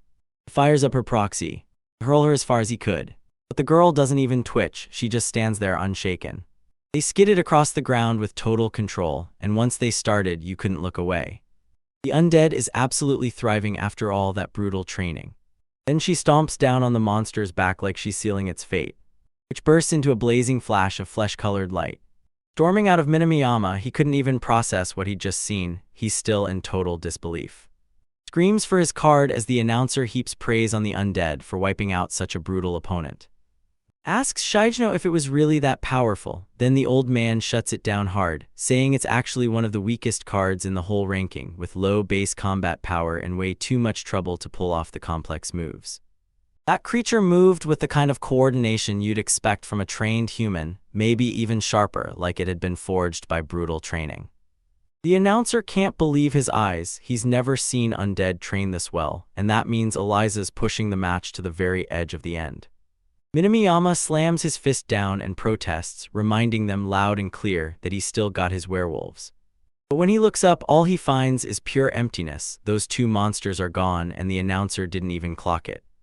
That's when he spots black smoke hanging around like it's waiting for him. It turned into a full-blown nightmare in action, so he steps up and tells the audience it definitely got the beast in his dreams, unleashing Sandman to knock them out just to set up that move. Minamiyama was simmering with rage from the inside out. He screams to grab his opponent's attention, but right before anything can kick off, the MC grabs Eliza's attention and urges her to step forward. She strides toward her master's opponent, calm as ever. The moment she makes that sudden move, the boy jerks back, flinching hard like a kid trying to shield himself from a blow. The girl smashes through his shield like it's nothing at all. And just like that, it was official, game over. The announcer leans in and makes it crystal clear that, even though they both held cards with the exact same rank, one of them clearly had way more experience, and after that he finally declared, no doubt about it, that he'd make it to the end of the year. Aro Kitagawa wins that match right there in the spotlight when the announcement finally lands. Minamiyama grumbled through his jaw, still refusing to accept he'd just been defeated. He curses the world through trembling tears, eyes burning like a total loser. Still, Moro couldn't help but respect his classmate. Sure, he was just background, but somehow he still managed to blow up and become popular. Before anyone could even talk about respect, here's what he truly felt. Envy gnawed at him. If he could reach that place, then our boy could too. And guess what? It was Minamiyama, even if it was only through the back door, who shoved the MC forward and made him carry out his plan. But now everything felt different. No envy burned in his eyes anymore. He'd finally clocked it. He'd poured way more dedication into becoming an adventurer than I ever did. Miyama never even hesitates. He straight up says, "See you at school," and leaves his opponent standing there, which only cranks the freckled boy's rage even higher, pushing. Yama snapped at him, roaring that he'd better never mess with him like that again. But the warning just leaves our boy totally baffled. Spitting furious words, his opponent unleashes his rage, because how dare someone like Maro humiliate him like this, and he snarls that he's nothing like him at all. MC can't even figure out why he's spitting all this stuff, until the boy suddenly screams for the big orc, like it never happened at all. Then bam, Moro got hit with the kind of surprise that knocks the wind out of you. Right before the beast can claw its way to its master, Alyssa slams herself in front of it and blocks its path. That undead girl being there hit him like a lifeline. He couldn't be more grateful in that exact moment. He swings in with razor-sharp precision, and then the beast dropped in seconds at the very end. And she lunges forward hard, teeth bared for a bite on they, so she could finally refill her strength. Aro definitely didn't see that coming either, and the announcer blares for the safety team to rush in and shield the players, just in case danger comes knocking. Later that day, the host snaps the truth to everyone. Minamiyama's card didn't even register that the duel ended, and it charges the MC by mistake. So they scramble to put new rules in place to stop that kind of disaster from happening again. He'd finally made it, then our boy collapsed, completely wiped out. Meanwhile, Minamiyama's future. Now it was finally in the program organizers' hands. It would have been brutal if they shut it all down just because of him, especially since there was no way he was getting arrested. But Shijno was right there the whole time, knew every detail, and that sealed it. The little brat wasn't going to keep adventuring after this. Still, Maro couldn't shake the question, why did it look like he was falling apart at the end of the fight? So yeah, this dude was already part of the popular crew, and he was the one who shoved Maro out of that circle. So why in the world was he the one losing his temper? Either way, leaving that mess behind, they pushed everything into preparing Eliza, right in the middle of a meeting with the officials. Minamiyama got hit with a full ban and got cut off from the Adventurers Guild for good. And one of them demanded he hand over his license, along with the cards. Perched there, the freckled kid stared at his own hands and muttered, "How did I end up like this?" Because his goal still burned, knock the protagonist out for good and steal the tournament, or at least claw his way into the top 4. And while he's at it, he might as well rack up a few girls too. This was never meant to end like that. Then one of the agents snaps and calls his attention. He leans in and demands to know his true main goal, why he ever decided to become an adventurer in the first place. The boy shrugs it off, saying he had nothing specific in mind, he just wanted to become one. He could only answer one thing, he wanted his peers to respect him. The boy snaps into defense on the spot, "So what, that's it? I did everything by the rules," he shoots back. But the older man snaps in right there, cutting him off to insist, "I wasn't trying to attack you." And he leans in and asks, "Do you remember what you told me when you registered with the Adventurers Guild?" But the boy looked clueless, so Shijno stepped in and reminded him, "Becoming an adventurer lets your cards unlock insane power, but that power demands responsibility. He warns that if it had spiraled any further, someone's life could have been snuffed out. He says he finally understands how much that status at school meant to him, but he demanded to know, did he want it so badly he'd dare commit a sin like this? Hinomi Yama fires back, admitting he was only exaggerating, insisting he never meant to kill Maro for real. But the man snaps that no matter what, he still followed his impulse and let his rage drive every move. And right then, it was crystal clear he wasn't even close to ready for that kind of power. He tells the boy, be grateful tomorrow, because if it were my call, you'd already be locked behind bars. But here's the twist, that's not what our boy came for. Shijinyu snaps the scolding shut and tells the freckled boy to think hard about what his actions really meant, then says to handle the rest at home, and that's how things lead to Minamiyama. Rage boiled in his veins. On the tournament's second day, Maro came in buzzing with unstoppable energy. But when they told him his opponent never showed up, the win instantly became his. In the third round, he slammed his opponent into surrender and clinched yet another crushing win.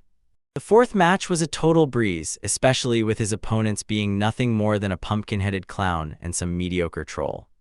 With the purple luminaries finally finished, everything came to a close. Now it was time to unveil the top four, starting with Tsubasa Kanazuki. The host leaned in and demanded the participants spill what drove him to enter the tournament. The producer leaned in and told him to fire back with a loud, super enthusiastic answer. Maro totally didn't expect it. This felt like something built for TV, right down to the bone then. He ends up in a TV program, even though he doesn't really know why that tournament moment is being filmed. Still, the boy flashes a crooked little smile. He formally introduces himself, shoots out a quick apology for sounding less than thrilled, then locks in and swears he's going to win that tournament, no doubt. And based on what he'd already seen, he was certain, so it left the host standing there, awkward as hell, like he didn't know what to say. So all she can scrape out is this: he was so sure of himself that it sounded like he already had the answer, and that. Then she introduces him, telling her that this kid had been an adventurer since middle school, and now he's a first year with 3 stars on his license. Yet that bombshell makes Maro's gut twist with unease. That kid launched his career way before he was legally old enough, and there's no doubt he had at least one C-rank card in his pocket. Eugene Sato say his name and he instantly flinches. He throws a nervous stare at the very first opponent. And before long, Maro clocks exactly what's going on in his head, then starts roasting him in his mind. Because the second mobs like them try to act cool in interviews, they somehow always end up looking terrible. Then Yujin steps up, introduces himself, and basically tells Kanazuki, don't get so full of yourself. Because in card battles, good looks alone won't cut it. He'd need way more than that to come out on top. That silence after everything, it hits like an awkward punch to the gut. Even Maro can't help but blush. He's embarrassed too. Reading the room, Yujin decides the vibe won't change and he bluntly says, that's it, everything I've got. She made the host crack a nervous laugh, then she thanked the boy, and right on cue she revealed his secret. He was a third-year student with just 1 year under his belt, yet his dream burned hard. He wanted to become a professional adventurer. She can't stop smiling. She's buzzing to watch his strategies in the semifinals. Alright, now it's time to unveil the next semifinalist, Ana Jushichiya, and get this, she's the only one who's honestly thrilled to reach this far. She pops in and tells everyone she's a high school freshman, born and raised in Japan. Even if she was still a little green as a card master, her creatures were straight up impressive. Maro watches in total silence, then smugly decides she's basically a flawless TV character, the kind with that bright, youthful energy, while the host gushes about how much spark she has and points out the twist. Her and Kanazuki started in the same year. She jumps at the chance to spill that her dad founded the dungeon market, but the girl cuts her off fast, saying her father had nothing to do with it. Ana says she'll pay him back as soon as she can, because even if he bought her that first card, she's the one who kept investing in herself right after. With that little outburst finally settled, it was time to bring out the last semi-finalist, Maro Kitagawa. And yeah, our guy had to admit it felt awkward because everyone else there was way more charismatic. Still, he insisted his cards had standout personalities, and he couldn't wait for everyone to see them. In the middle of all this chaos, the host can't help but feel grateful, because that's when he realizes the truth, the fact that in just 2 months of adventuring, he already had 2 stars, so Ana's eyes locked on him instantly, and the moment she realized it, everything about him caught her attention. And when the woman drops that he handled the messy situation by himself, Kanazuki and Yujin both snap to attention, stunned. Switching gears, the host unveils the big top 4 prizes. Those weren't just any cards, these were special cards, the kind that change everything. One set was built to crush with raw monster power, while the other was packed with female monsters only. One of them snaps into the MC's sight, an icy Demoness card stamped with 180 combat power, superhuman strength, and brutal self-regeneration. Maro studies it hard and clocks it instantly. He'd be the perfect partner for Eliza. So he decides he's taking her, period, but turns out he's not the only one with that plan. When Anna asks if he's in too, the boy grins and says, "That'd be awesome, just let me have the card, okay?" Which makes her flash a mischievous grin. The girl admits she didn't think it could happen, because she'd already grown attached to that card. He said it was basically because the two looked almost identical. With that, the MC finally realizes the truth. Her fascination was never real. Realizing he wouldn't budge, the girl slams a deal on the table. It looks easy, both of them toss the card aside for now, and whoever wins the next round gets to take it home. She didn't just act, she planned every move like it mattered. He could finally answer, and it turned out the rule was brutal. If either one of them stumbled and lost before they met, the card would go to the guy with the stronger tournament record. If both of them got knocked out in the semifinals, then Moro would still have a shot to keep it alive. Even so, she was locked in, because win or lose, she fully believed she'd beat him. At that moment, the MC instantly clocked every single move Anna was making. She was clearly aiming straight for a shot at facing him in the semifinals, no doubt about it. Hoping to reach the finals and finally face Kanazuki, because right then she'd be the tougher opponent Mara needed, if Mara. From the producer's seat, that plan looked flawless, because if he and Anna both tanked, keeping the card would have been nothing but a flat, anticlimactic mess. Because Kanazuki was the crowd's golden pick, if our guy got knocked out by Anna, the whole show would land the most insane. No way, those two couldn't have picked the same card by pure luck, not like that. Those girls really thought she could take down the MC that easily, so yeah, she was totally underestimating his real power. She was itching to play it, and Maro wouldn't stand in her way. So he sealed the deal with a hard, no-backtracking handshake. If he planned to make that girl break and cry by the time it all ended. When semi-final day finally hit, the stadium erupted with pure, non-stop excitement. First off, they introduced Anna, and everything kicked off from there. She just bulldozed her matches with 3 D-ranked cards, and she still had 3 magical tools tucked up her sleeve, so what was her opponent going to do? And bam, Tomorrow was thrown into the story in a flash. To his total shock, his sister was right there in the crowd, shouting for him like the whole world depended on it, filling the air with love. The host points out that the boy used E and D rank cards. They kept pressing in like, "Come on, tell me you've got a C rank card tucked in your deck and you still have 5 magical tool uses left." The announcer rips into the situation. Both fighters were chasing the exact same card, and then explains how they finally settled the showdown for good. He points out the insane coincidence of them lining up right here in the tournament, and that one match completely flips the destiny of the card. Now it was go time. Both of them summoned their own creatures. The second the announcer hit the signal to summon, he wasted 0 time, no hesitation, no second thoughts. Moro decided to throw the undead girl at his side into the fight. Ever since the tournament kicked off, Impusa, who'd only shown up in the last match, finally burst into the spotlight, and then Sashiki came in, the real shocker from the trio. Mari's beaming like this is her grand debut until Renka cuts in fast and snaps. That happened in the last round. But the girl snaps that the weakling she fought earlier didn't even count, and you can tell from the stands that this rivalry between them is about to explode. Moro stood there thrown off and completely silent, the whole moment feeling painfully awkward. Lately, he tells the two to cool off, and the announcer instantly drops the bomb. The MC's team is made up entirely of women. Anna's pick totally stole the spotlight. She grabbed an elf, a unicorn, and living armor all in one go. The last one didn't even flinch at pain and tanked hits like it was built of steel, while the unicorn threw in support, stitching the team up and boosting their magic and that versatile elf. She was probably the one going for the damage, yeah, and that's where things really twist indeed. It was a perfectly stacked team, and Moro couldn't shake the feeling that having that elf on their side was a huge, game-changing advantage. All the cards looked prettier than any human, but when it came to the elves and succubi, wow, they stole the show, the kind of. Cards almost never got sold, getting one was brutal, and nobody wanted to give them up. The MC had only seen them in videos and commercials, but meeting an elf in person hit different. That armor and that unicorn weren't just cool, they were heavyweight, rock-solid D-rank cards, both of them worth a fortune. Right there, if Price had been the only one calling the shots, he'd already be done for. Still, he knew his cards were absolutely on another level. From across the room, the girls ganged up on Mare, firing playful jabs like, "So, is the elf cuter than you?" While the boy drifted into daydreams, he convinced himself that paying 10 times more meant he'd get 10 times the power. When the match officially kicked off, our boy couldn't help but wonder if he could actually pull off the win, but there was no turning back now, not a single chance to change course.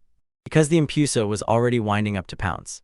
And Renka kept thinking the same thing, rage blazing in her chest, magic surging like a storm. That had Moro sweating because they'd promised to keep their distance from the opponents at least at the start, yet this was spiraling way too far. Even though it was actually working, and everyone could see it. These girls pushed forward, sealing themselves behind a spell barrier built to lull their enemies into sleep. The boy snaps an order to Renka, go straight for one of them and strike hard. She does exactly that, and right then, it feels like everything clicks into place. My finals were already sealed. Till Anna snaps out a call at her armor. It shatters and breaks apart. It keeps its original shape and coils around the girl's body like it's alive, stonewalling every single one of Zashiki's attacks. Renka catches on and blurts, "Wait, are you really doing what I think you're doing?" And now Anna wielded the armored blade forged by El and Baruch, right as their opponent closed in. And spots the stairs, and just like that, he knows it's exactly the thing he came for. And points out that its high defense isn't the only trick, it can even shove back all kinds of magic. The whole situation flipped overnight. Mara was getting crushed by stress because that living armor could snap into gear with all of its master's cards plus the master themselves, but even with magical defenses, it still couldn't block every single spell. Suddenly, Anna jolts her vial up and grins. She's not finished, because even status effects can't touch her team. She tips the liquid straight onto the two creatures lying there, knocking them out cold. He slammed the attack in, and the Impusa never saw it coming. He snaps that she was right on the edge of landing that strike. Anna snaps to attention the second she's close, barking at the elf to get up and answer her. As the little one whirls around, her enemy snaps the dagger toward her, so close it almost cuts her down. But it narrowly slips past. Maro's fuming, because the mayor was just seconds from landing a clean knockout. Anna fires back, asking if the comment Maro launched earlier about her armor was just a ruse to set up the real strike, and yeah, she can't deny it, the move was downright impressive. He doesn't answer, he just orders Renka to slam the creatures with another spell. But his opponent would not let it happen. He snapped his fingers and the unicorn materialized to deal with everything. The creature hangs in midair, glowing like a living flare. Its master beams at it with pure pride. It was probably flipping on its immunity skill, blasting its resistance sky high, and if that's true, the MC's plan is basically already locked in. Now it was Anna's turn. She surged forward and launched the attack. She yanked the living armor loose and it charged straight at the team, primed to slam into Eliza the moment it got close.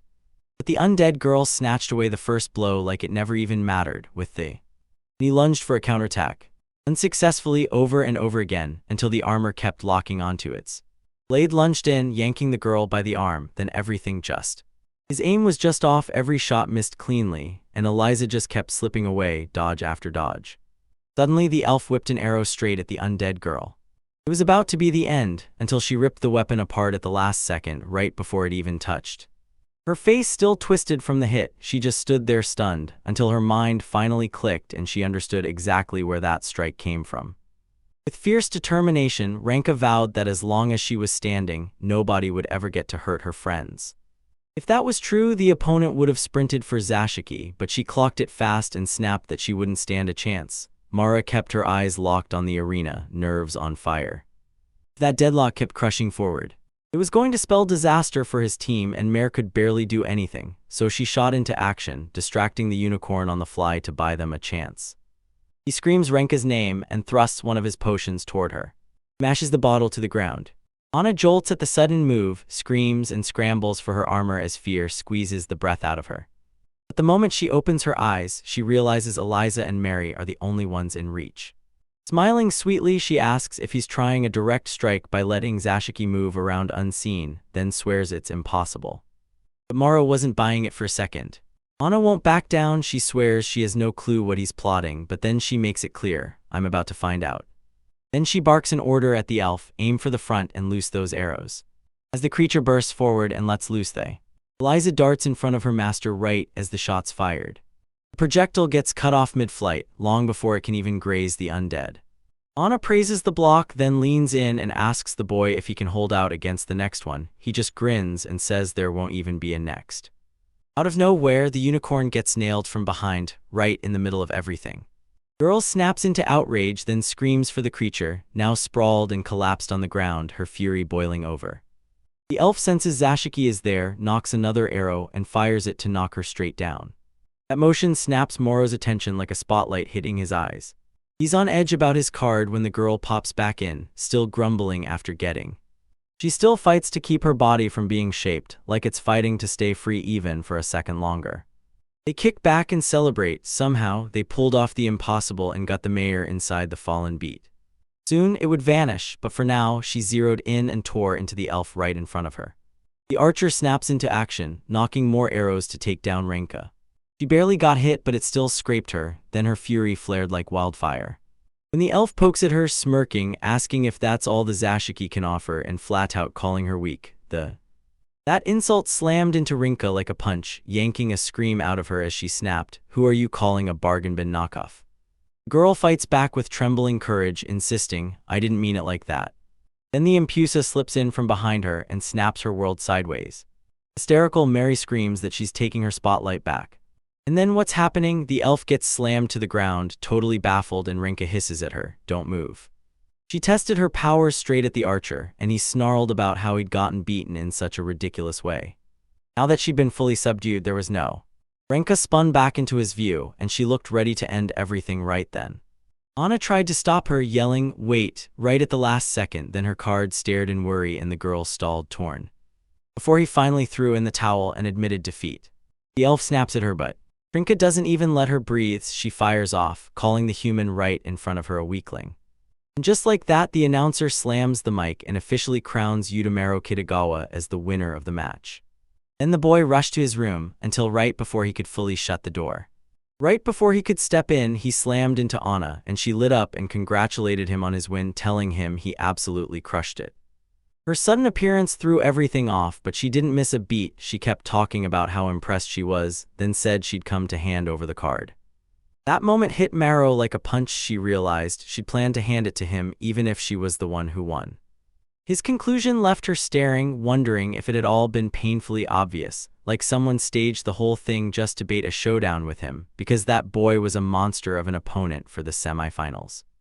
In the end, the spell backfired hard, but the MC shrugged and said it was only fair because to everyone else he was a total nobody. Anna scolds him, saying there was no way she could have seen it coming. She even realized she'd been thinking about him the day before. Then, when she finally faced him in the arena, it still hit her like a sucker punch.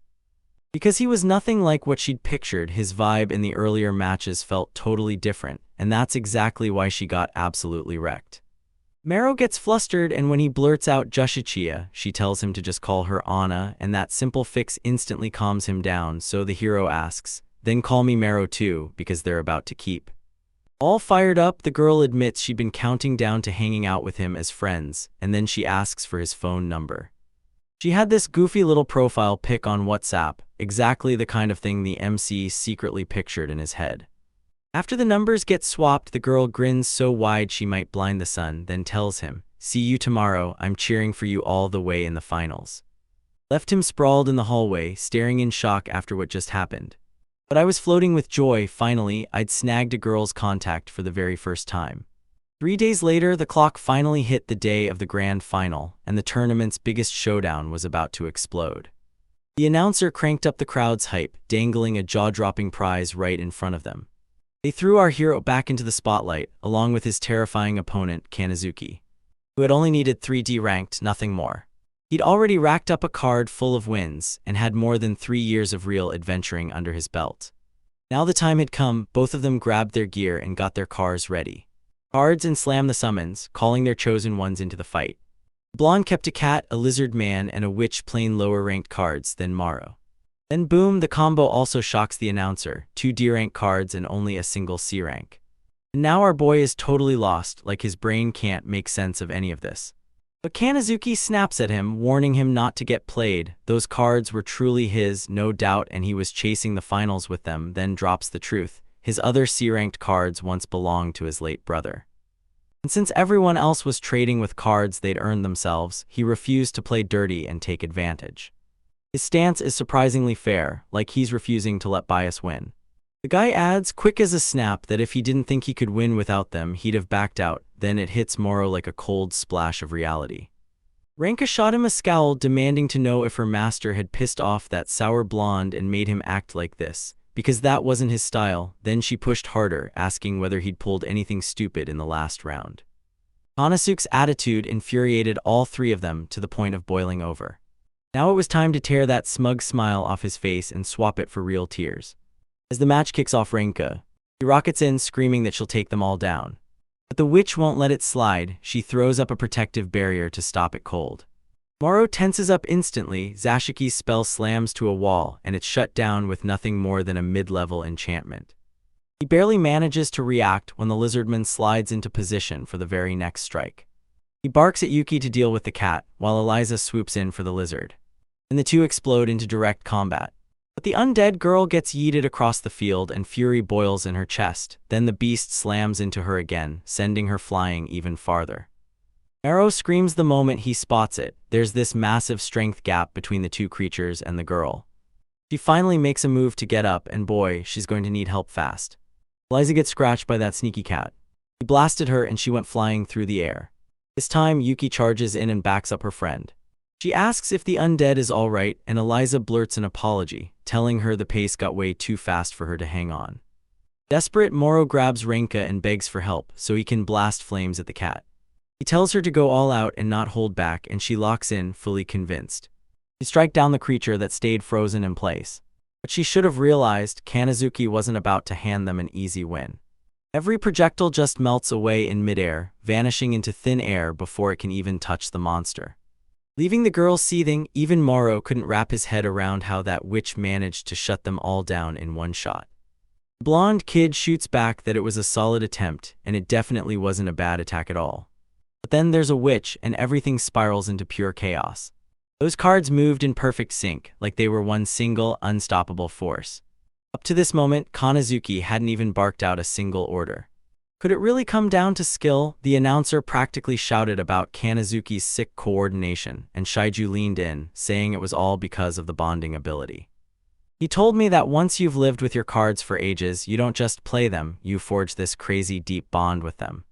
Passing your thoughts through the cards and then having the cards answer back made teamwork click instantly, and it finally made everything clear to the hero. No matter how much they trained or how many battles they'd seen, no team could ever lock in perfect sync, so Kanazuki says. Now that he finally gets what's going on, the skill gap between them screams at him. So yeah, Moro should just quit already, he pushes. With fury in his chest, the boy can't help but wonder if it really was going to end like that. But without that bonding power, he'd always stay one step behind the sour blonde, watching her commands lead the whole way. He was on the verge of giving up until Rinka hit him with, "So you're really thinking of running away like a coward." But the girl snaps back that he wouldn't be giving up just because other people were judging beauty. Adventuring skills and money, either one, kept the distance between him and Kanazuki, and honestly, that was fine. But if the only thing driving him was keeping those cards safe, then she'd never, ever forgive him. He's totally stunned, and the girl keeps going. Tell them if they lose. If they're that weak, then it's on them, and if it is, she backs off, swallowing her pride, and apologizes. But if he was about to lose because of her, then something would have been seriously off. Moro hits like a hammer, swallowing every hard-earned truth about the girl's point. He decides to go for broke, one last shot at least. Time drags on. Kanazuki leans in and asks if he's really sure, but the boy shoots back that, unlucky for him, his cards were practically begging for it. And then the opponent. He'd rather not wipe out the kid's cards if he can help it, but if you're asking to keep going. Alright, then Yuki goes first, yep, and she's about. She dove back into the game, and her instincts snapped awake, giving her a seriously deadly edge. Even that smug blonde finally had to admit it. But he also clocked every one of her weaknesses. The witch snaps in front of the wolf girl, and the moment she does, the girl freezes solid. The blonde insisted that power was worthless against brutal mental assaults. But to his shock, nothing happens the way he thought it would. Yuki surges ahead. He finally made her master proud. With Renka backing him up, he orders the wolf to strike the cat, then slings the poor thing clear across the field. The lizard scrambles to get back out, then the whole thing cuts off on an A like something just snapped. Grab her, Maro lunges, then yells for Eliza's help as she steps in and blocks the punch. A strike, then the witch steps in and she makes. He lunged forward, desperate to land the strike in the Zashiki, who keeps dodging every one of her attacks. The cat snaps back to life and it's back on its feet, taking. With the girl's back turned, she set herself up to get hit, and there was zero chance Maro's command could reach her in time to stop it. But then boom, something totally unexpected crashes in and changes everything. Just like Kanasuki, he somehow slips a mental message straight to Renka. So she reacts right there in mid-surprise. He cut the charge just in time, slamming the brakes on the enemies. Attack, neither of them can even process what just happened. Smiling, Shizashiki sends yet another message to the boy, exactly what I'd expect from my mask. Like that wild bonding power surged through his hands. Nothing could hold him back. He slams the order and launches the counterattack. When Kanazuki finally clicks into place what just happened, he realizes his strategy isn't safe anymore, and that hits like a punch. Then he snaps, calls his team over, tell. They shout for everyone to stay sharp, and the group dives in trying to hit Eliza first. Renka steps in and shields her again. Two friends are hit with pure fury, steaming with rage. While the Sashiki stayed oddly steady, she urged the two to lay their hearts open to their master, because from this point on, the enemy would never be able to form a bond of his own. So the two of them lock in, aiming to make it happen, no hesitation. As Eliza freezes in thought, that cat suddenly lunges at her from behind, going for the kill. Just like he crashed with Renka, he'd slam into the same wall with the undead girl, who snatches his arm and hurls him across the arena. Blindsided him with a lightning-fast counterattack. They hit the ground like warriors, and even with injuries on him, he didn't even flinch. It goes off because that lizard is right behind the undead girl, winding up to strike, and she finally notices him just in time as terrifying monster lunges, and it hauls the girl right in. Yuki comes sprinting at full speed. He lunged in front of her and saved the girl. Rage burned hot in her eyes. Renka slams in front of every hit, blocking each attack the cursed witch throws at her. Even Kanazuki couldn't help but stare in awe, and Maro shot them a grateful thanks, totally clueless if they were praising him or just being polite. But it really looked like the kid was quietly clocking the rookie's skills. Because who just got the bonding ability and suddenly everything changed. He had it under control for real until that blonde strode in and provoked him, straight up asking why he wasn't giving a single command. A lizard stalked up to Eliza, but she didn't flinch. She just stared on and waited for help like she had all the time in the world to act but chose not to. No orders, no command. And that stubborn silence was all Kanazuki needed to conclude that the protagonist was. He kept talking, stunned by the kid standing right in front of him, then reality hit, and he couldn't survive the skill gap between them. After all, that was normal. Kanazuki had years of experience, and it would have been downright embarrassing if Maro pulled off a win. Right then, our boy was sweating cold. Till a brutal splitting headache slammed into him, he felt his head felt like it was on fire, spell burnout times 100, like his brain couldn't take another hit. Kanazuki winced and said it looked brutally uncomfortable, but he couldn't really call it, because sharing consciousness came with a whole load of nasty drawbacks. As he explains that the moment Maro first used it, a blazing high fever hit him hard. He tells Maro to step back a bit now, before it turns into a bigger nightmare later. The MC just wanted that guy to shut up. No way he'd let himself lose because of him, and Kanazuki kept poking at him, grinning and joking that the boy didn't look so tough after all. But he refused to quit, so he'd play nice and wrap this up fast. Maro can't explain it, his eyes snap shut out of nowhere. Until he finally clocks the exact reason. His 3 cards burst with light like they're about to. Their armor drank every last hit, and the damage vanished in seconds. The lizard locks onto Eliza, hunting her without mercy. As that cat rockets straight at you. Yuki is the first to slice into the girl's arms, and then the second one barrels straight at Yuki with those brutal, massive claws. Renka watches her friends get attacked, panic explodes in her chest, and she screams for them, but there. In this fight, feelings get shut out cold, so the witch grabs that opening and strikes. He slammed into the girl from behind right as snaps right into the air, caught instantly. Her master visibly panicked. Maro lets out a blood-curdling scream. I still can't believe it. How in the world did Renka get beaten that easily? She was one of his deadliest cards, so when he tried to fix everything, he finally cracks it, uses his potion to heal the unconscious girl cradled in his arms. He slams the liquid onto her wound, but just as it hits, Under those conditions, a full recovery felt impossible. Tears burst free, rolling down his face like he can't hold it in. Yuki finally forces himself back up after being knocked down for so long, nagging Moro's attention. Meanwhile, Eliza jerks awake too. She bit down on her own arm to pull out a little burst of power. Kanazuki admits her self-regeneration power is no joke, but with the undead girl aiming that attack at her own body, full recovery suddenly looks very unlikely. And the wolf girl was totally out of control, and the Zashiki haven't even started yet. Once he saw the whole mess, he couldn't stop wondering why Moro didn't just quit that fight already. With his hand pressed to the wound, he demanded to know if Moro was truly ready to lose his cards too, right on top of everything else. Right here, he already felt utterly crushed, like the fight was over before it even started.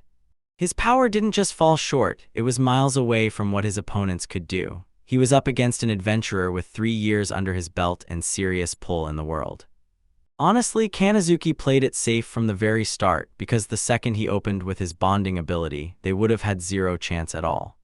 Because of that, Moro dodged total humiliation on the international broadcast, and somehow even forged a real bond with Renka. Right then, he still had one last chance to dodge losing his car. Cards. Moro totally misread the guy, then he realized he wasn't half bad. That's why he'd coasted so easy up to this point, so the smart move was to throw in the towel, let him snag the win, and hand over the vampire card. And that right there would be the final chapter of his very first Monster Coliseum. Right as he was about to shout surrender, a hand slammed over his mouth. Renka, gritting through the pain, forced herself awake and swore she could still fight.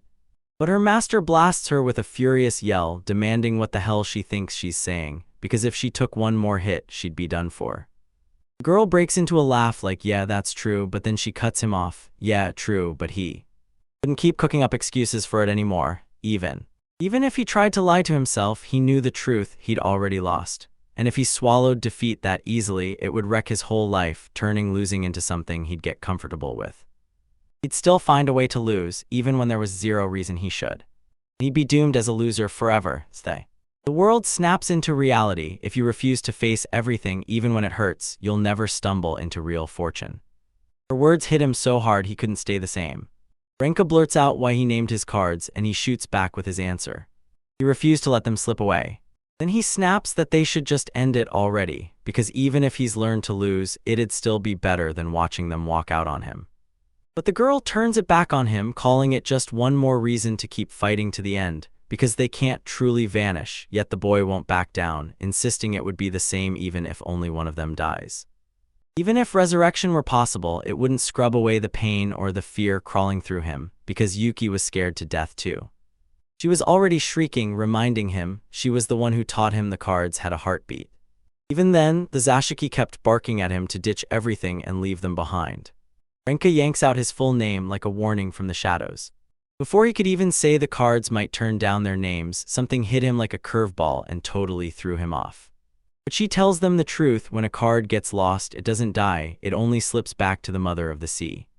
When they finally got a name, they'd be tied to their master for life, so if a card hesitated, it could flat out refuse the naming. Accepting that name took iron resolve and nothing less. Once again, she's quick to needle Mare right in that opening. She didn't have a clue, so she powered through and kept talking, saying she still wanted to know what the masters of that world really thought about the name.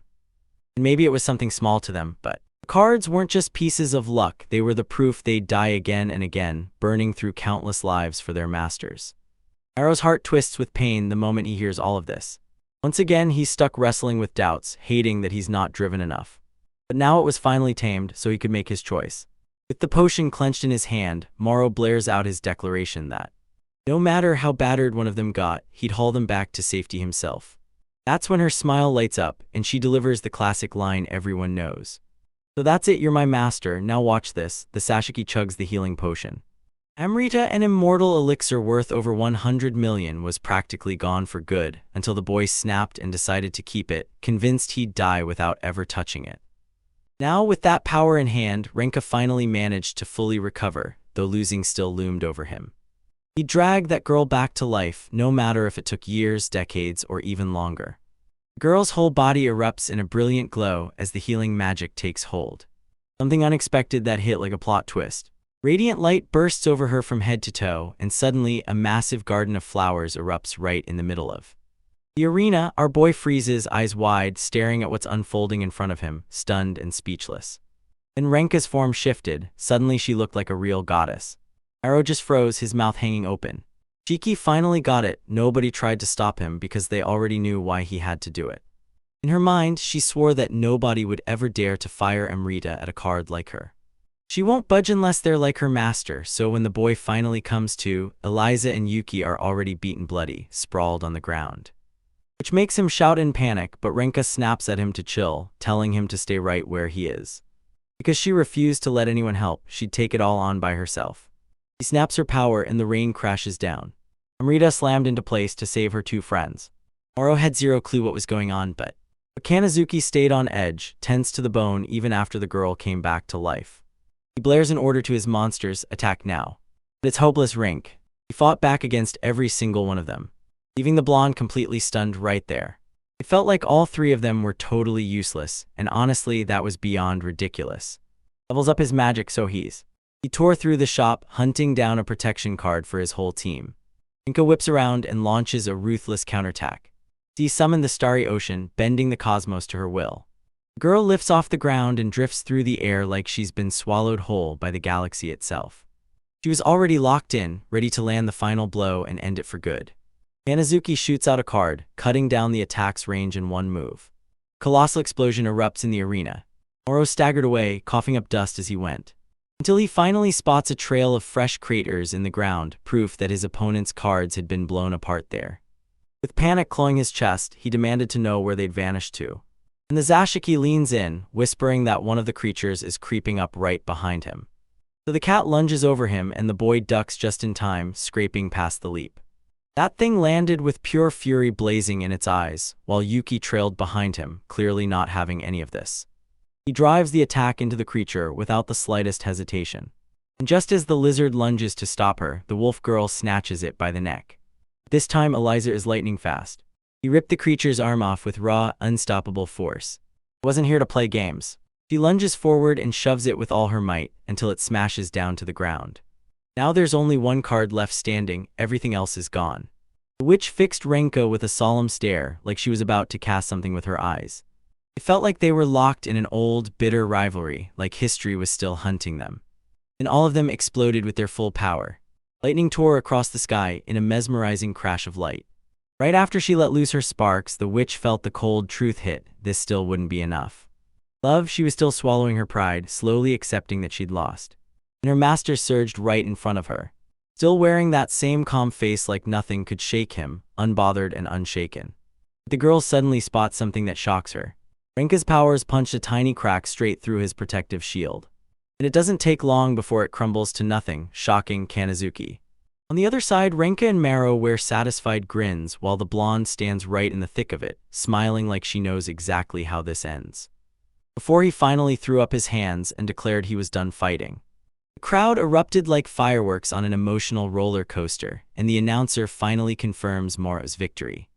He pointed out the potion that flipped the Zashiki's fate and totally wrecked the entire course of that round. Shideno's jaw drops because the card just ranked up and he can't believe it. Even without help from another card, it still happened. Right in front of his eyes, it was finally here. Renka had a rank B card called Kichioten, and the old man didn't even know there was another route to push his card up the ranks. The two of them buzzed with excitement, trading wild theories about what the Amrita can do. But Maro looked like he was locked onto something way deeper than that.